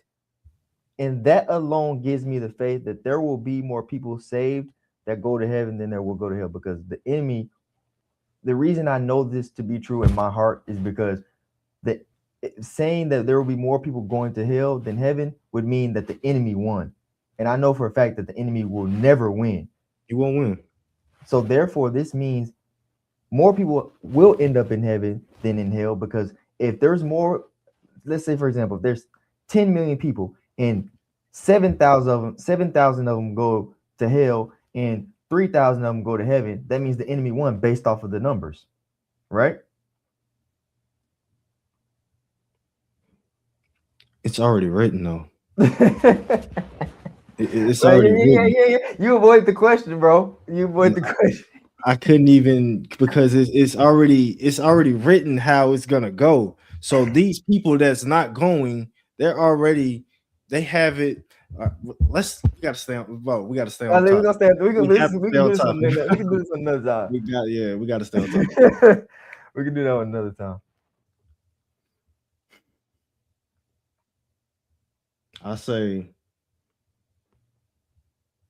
I say we should do a part 2 on this. Yeah, I because say we we should do a part 2 on this because it's a lot of things that we yeah, gotta. I ain't we even gotta get to cover. Easter yet, bro. Bro, it's so much we gotta cover, bro. I didn't realize it was gonna be this much. Because Yeah, I didn't even get to didn't Easter. I didn't know it was gonna be this much. I didn't But get to Easter or Thanksgiving. I don't want to cheat and look up or do my research on what we talked about here and then come back No, and say like, hey, bro, you know what I'm saying? Like, no, bro, do it. You do whatever research you want to do, and it's not cheating. You equipping yourself. You are equipping yourself for battle. That's what you're doing. You are equipping yourself, and there's nothing cheating about equipping yourself. The only thing that's cheating is if you say, I don't want to do it. That means you don't want to talk about Christ. That's the only cheating thing you can do. Yeah. So if you want to research whatever you want to research and figure out what we talked about today, or figure out what you want to do, by all means, I'm okay with it. Because as we both know, being Christians, only thing that we know, there's only one truth. There's only one truth. So I don't know if you down to end it here, but I want to say one last thing. Yeah. I feel the Christian community with these holidays, and we just want to talk Christmas tonight. Okay. The Christian community with Christmas has made Christmas about gift giving, has made it about what I can do, what luxury gift can I get you? What luxury gift can you get me? When the gift I'm coming to your Christmas party with the gift of Jesus. He was the gift given to us by God. We forget that during Christmas and make it this tradition of what's it called? The Secret Santas. Yeah, Secret You know what I'm saying? The like, what are we talking about here? What are we doing? We have these off days of Thanksgiving for a week, Christmas for a week and a half, and then going into New Year's. Nobody said nothing about Jesus except one day on that Sunday, Christmas Sunday, the Easter Sunday. Nothing was said. Nothing was read. We didn't sing a hymn. We didn't sing you know what I'm saying? We didn't give no praise.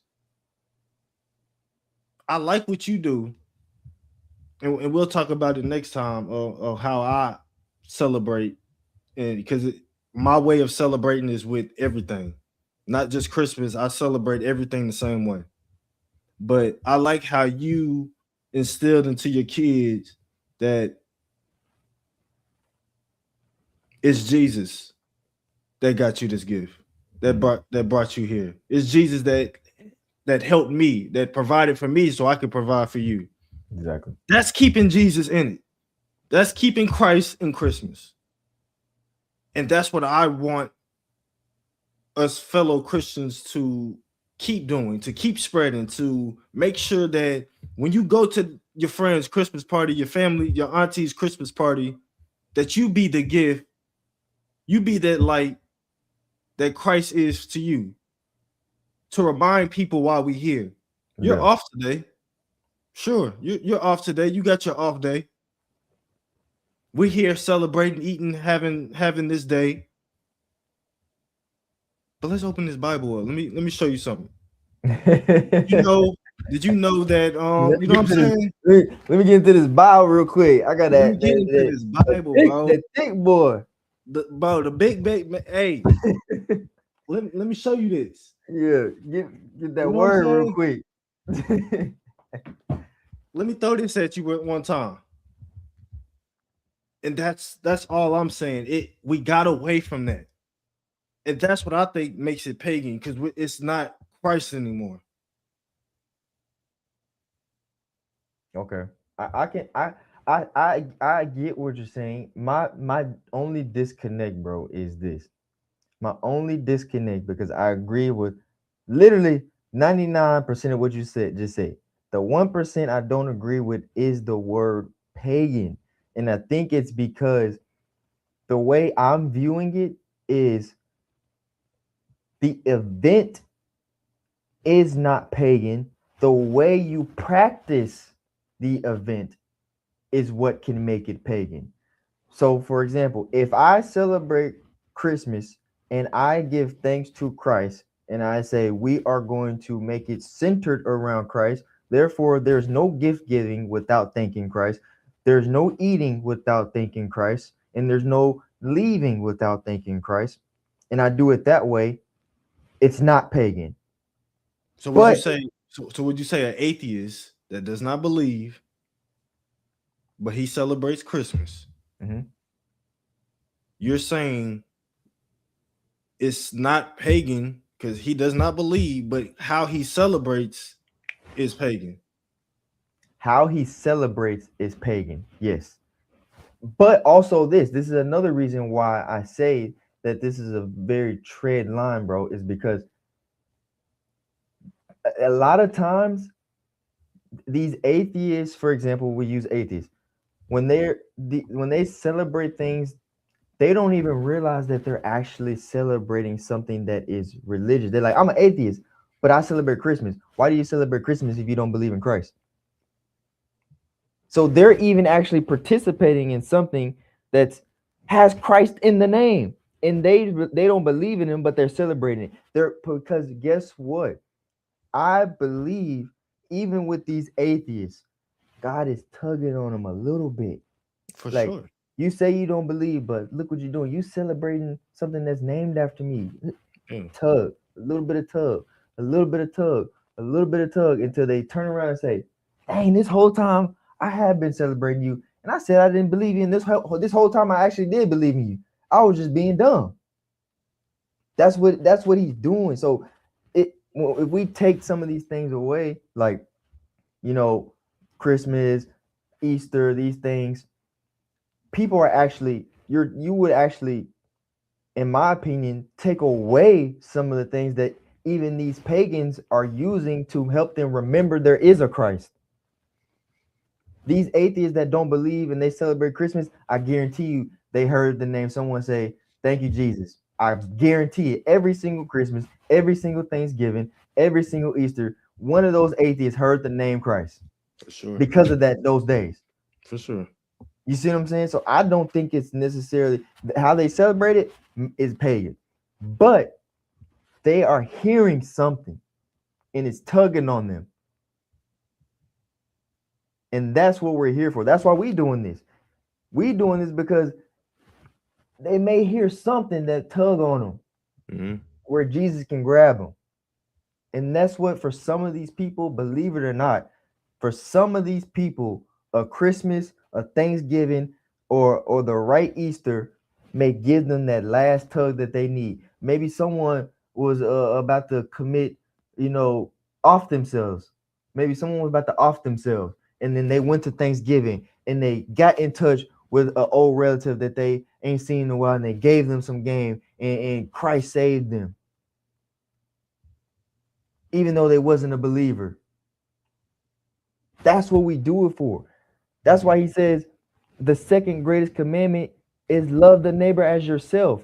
Because when we get together as a whole, some way, somehow, even for people who don't believe, when you get together as a whole, you got 10 people. Half of them may not believe, half of them may believe. Guess what's going to happen? They clash in their beliefs. You're going to hear about Christ. Some way, somehow, you're going to have a conversation with an atheist. Some way, somehow. Someone who don't believe. Guess what? You just got to have a conversation with them just because y'all all in community. That's the reason why he says you're supposed to be in community, because you may save somebody who was doing pagan things. And they be like, oh, I'm going to do this. And you're like, hey, don't go to that club no more, bro. You're going to hurt yourself. Save them. They was doing pagan things, but guess what? They went to Christmas and you just gave them some game. Even for the people who don't believe, it worked. That's how powerful it is. For sure. So before we go, I wanted to ask you this last question, because we need to find the definition, a good definition of pagan. Are you saying only a person's actions is pagan? No, I'm saying who they worship. Or what they worship. Yep. Who or what they worship.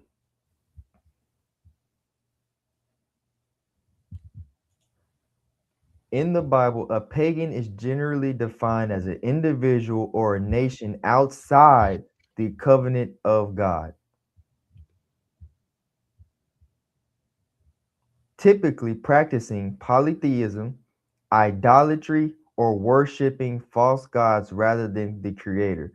So by this biblical definition, it don't even say that if a person is celebrating Christmas, that is what makes them a pagan. It says what makes you a pagan is you're outside of the true creator. You're celebrating multiple gods, which is polytheism. You're celebrating idolatry, or you're worshiping false gods that is not the Father, Son, and Holy Spirit.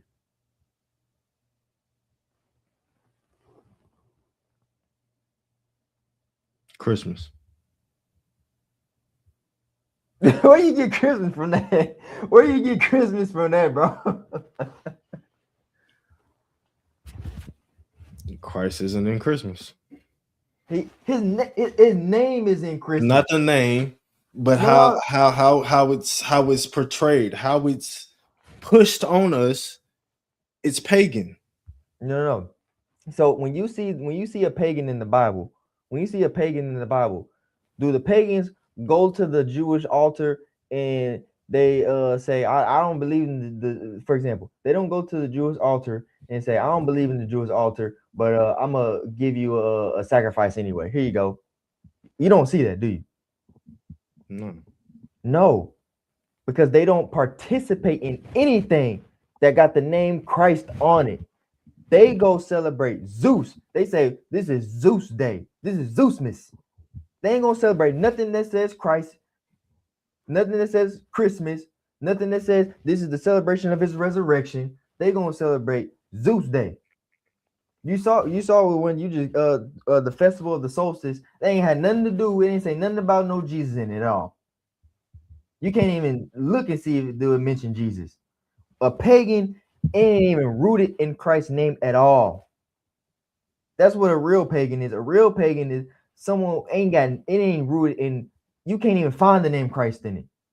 Can you find Christ in Zeus, in the name Zeus? No. Can you find Christ in the name Socrates? No. Can you find Christ in the name Hercules? No.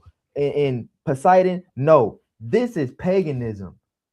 Nothing can be rooted in the true creator. Nothing. These people who are actually celebrating false gods, worshiping false God, there ain't a word in sight that can even mention Christ. You know, I didn't know what Christ was until I was probably 16, 17. I didn't know what Christ was. Yeah. You know how many people know the name Jesus, but don't know the Christ in Christmas. Mm-hmm. You know what I'm saying? It's Yeah. not Christmas.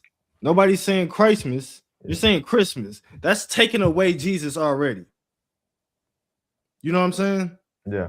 It just from my thinking, from what I knew when I grew up, if you showed me the word Christ, I would have said Christ.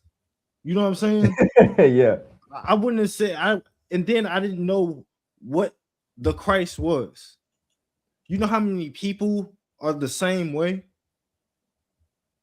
You can pervert the name Christmas and not have Christ in it. That can be pagan because it's not saying Christ, it's saying Chris. You're saying Christmas. So yeah, you're right on how we celebrate it, but Christ is not in Christmas to the average Christian. And I'm gonna leave it. I'm just gonna leave it there. I'm gonna leave it there for now because I feel like that really just kind of hit me when you was talking about it. How I remember being little and somebody showing me, my aunt showed me the word Christ, Mm-hmm. and I didn't know what that was. I was sitting there saying Christian. I kept saying Christian. You know what I'm saying? But this is the reason why I brought up things like Judas Maccabees, brought up the festival of dedication, right? That's the reason why I brought this up, because of what you're saying. Mm. And the reason I brought that up and what you're saying correlates is because what you're saying is, it's not the fact that you celebrate Christmas. It's the fact that we are not taught how to celebrate Christmas. So we're asking each other, why do people celebrate Christmas the way they celebrate Christmas? Because in American culture, for example, we are not taught on how to properly celebrate Christmas. That is the issue. It's not Christmas. It's how we celebrate it is not taught properly, versus the Jews back then, when they celebrated Hanukkah, when they celebrate the Passover, when they celebrate tabernacles, when they do these traditions, guess what? Even their kids know what's going on. They know how to celebrate. They know what to get ready for. They know what they're supposed to wear. They know if they got to get trimmed. They know whatever they need to do to get ready. They know if they need to get some myrrh, some gold, some gifts to pass on, some olive oil, whatever the case may be, because they gave gifts too. They gave gold, they gave myrrh, they gave incense, they gave different gifts because it was a different time. These things back then, having a whole bunch of oil, having a whole bunch of myrrh, incense, these were gifts because it was expensive. So they gave gifts too. But guess what? They were taught from a little child how to do this. And that is the issue. It's not because we celebrate it. It's because we're not taught. We're not taught the right history. They were taught the right history. They were taught, hey, this is who brought us the Torah. This is who revealed this to us. This is who our Messiah is going to be. They were waiting on Jesus because the kids knew who Jesus was and knew who the Messiah was going to be because they were taught at a young age. Today in America, you could be 21 and still never be taught what a simple verse in the Bible means. Versus back then, by the time they was 18, I promise you they knew the ins and the outs of the Torah. By the time they was 18 versus today, you can't tell an 18-year-old what one verse in the Bible. That is the problem. It's not the celebration. It's the practice is not being taught properly. And I understand what you're saying. You're understanding it's pagan because the way they practice it. Well, the root lies in us Christians aren't teaching our kids how to celebrate it the right way. That's the issue. They're not giving their kids the foundation and say, hey, who is the Son of God? Who is this? What does this mean? They say, go figure it out. Let the teachers at the school teach you. That's the problem. It's not the celebration. It's not the event. It's us Christians aren't sitting our children down and saying, what does this mean? What does this mean to you? This is how we're going to celebrate. You need to say, thank you, Jesus. You need to say, thank you, sir. Yes, ma'am, because you honor your elders. Just like the Bible say, don't defy your parents. This is what we're not doing. We're not teaching.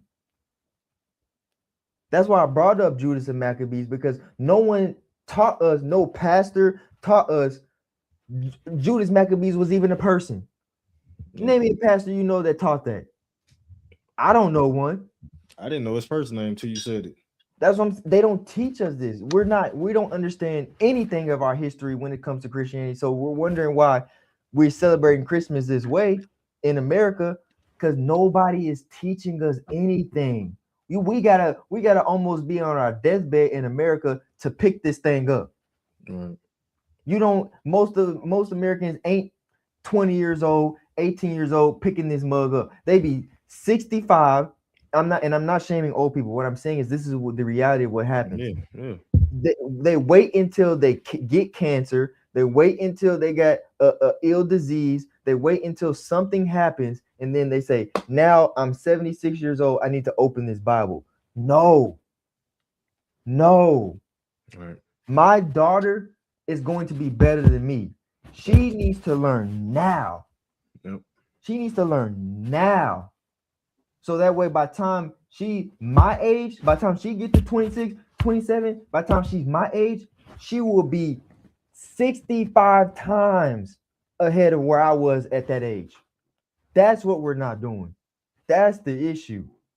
Not the celebration, not the Christmas. It's who is teaching you how to celebrate it. Because you have to ask yourself, well, these people are celebrating Christmas wrong. Who taught them how to celebrate the right way? Nobody. That's the problem. 100% agreed. No one's teaching them how to do it the right way, the righteous way. Right. 100% agreed.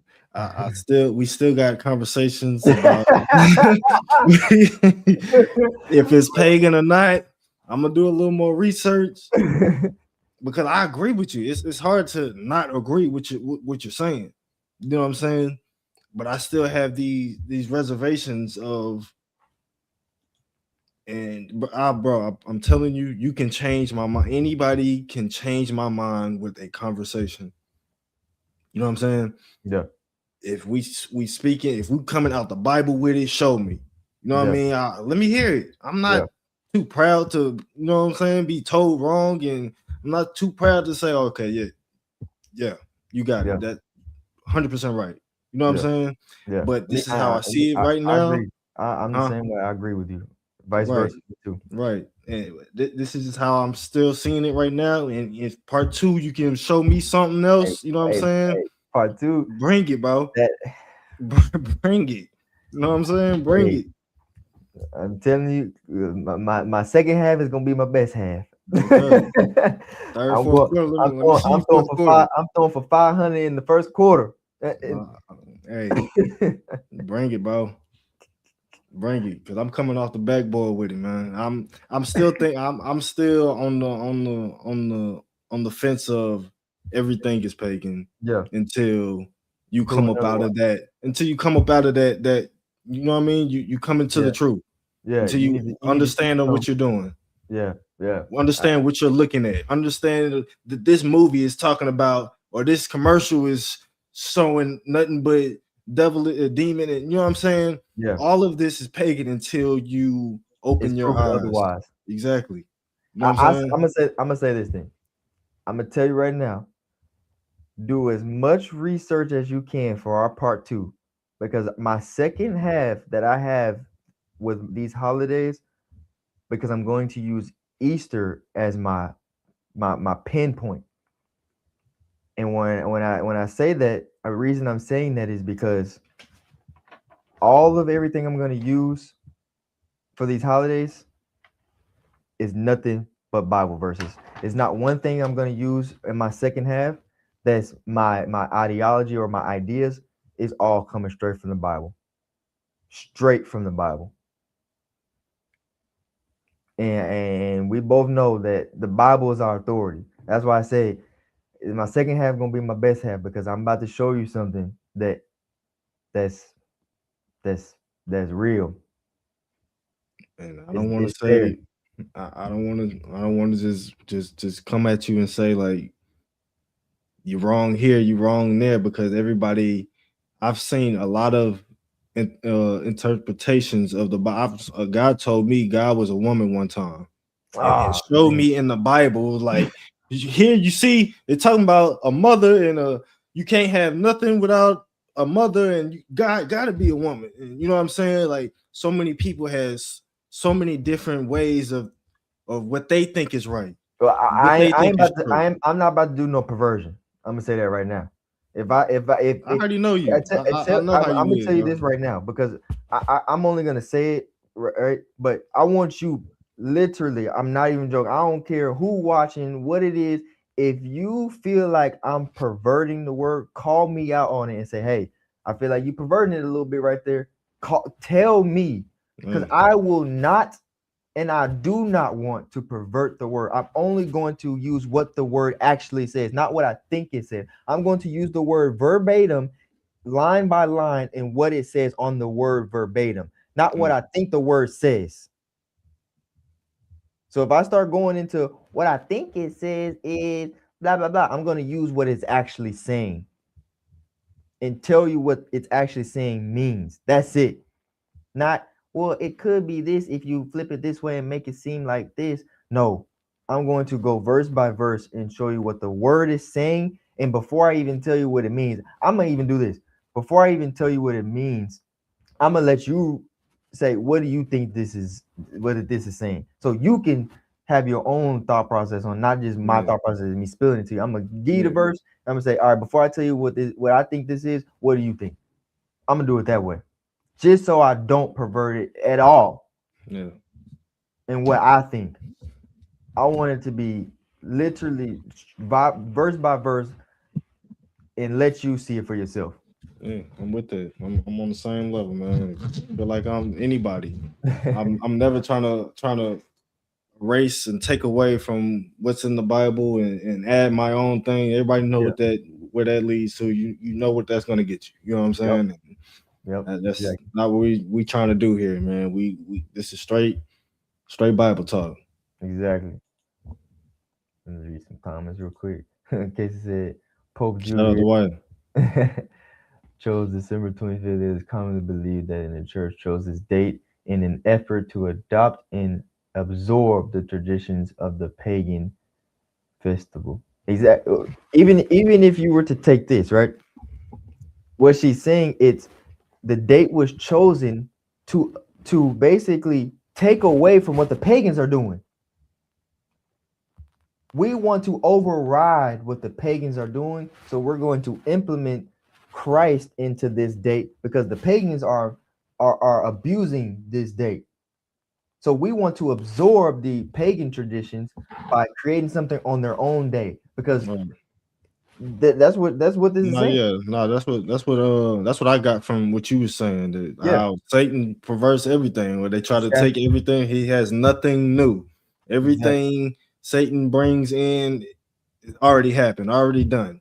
God already did it. You're just changing in a different way. You're trying to slither your way in and remix it. Exactly. And so they I can see how that's how that can be a what's the word? I can see how that'll be transcribed into what Christmas is. I don't know if it's correct. I don't know if it's true, but I can see that. Like I can't say like you're wrong, or you know what I'm saying. I can see how that can happen. Yeah. He said the way we give is not Christ-like. Yeah. Yep. A lot of times it's just rooted in selfish. Oh, you didn't give me nothing? Yeah, I ain't gonna get you nothing. It's selfish. It's not selfless. It's not selfless, and we're supposed to be selfless, not selfish. She said, I believe generosity, kindness, love, and joy is Christ-like no matter how you express it. It doesn't have to be a gift, but if that's how you choose to express your love to a person, I believe it's the comment was too long. Oh, I believe it's Christ-like based on the intention and the position of the heart posture.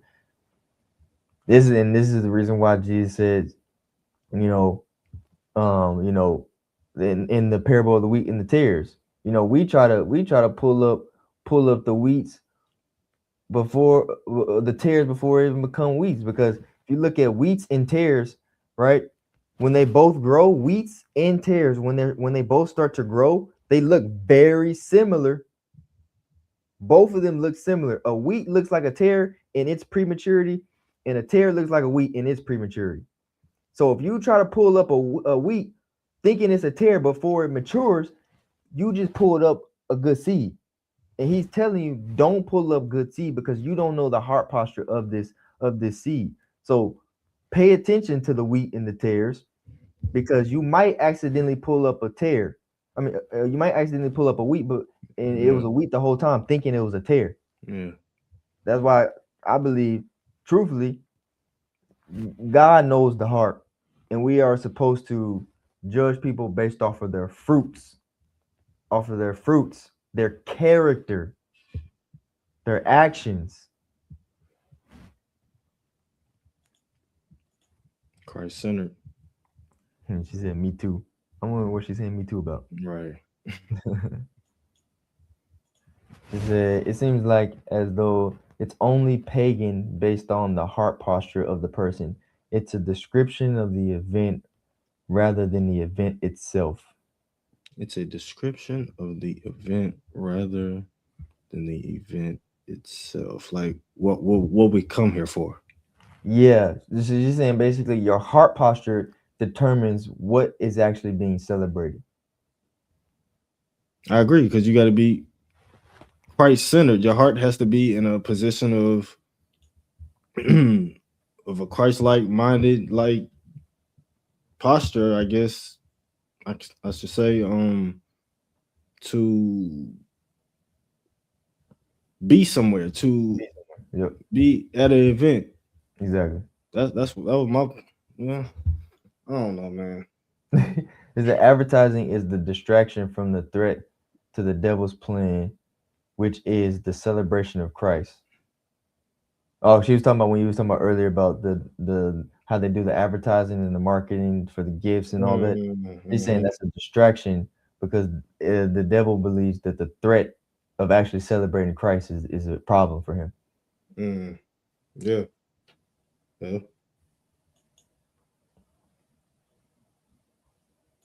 You know what I'm saying? A little Christmas.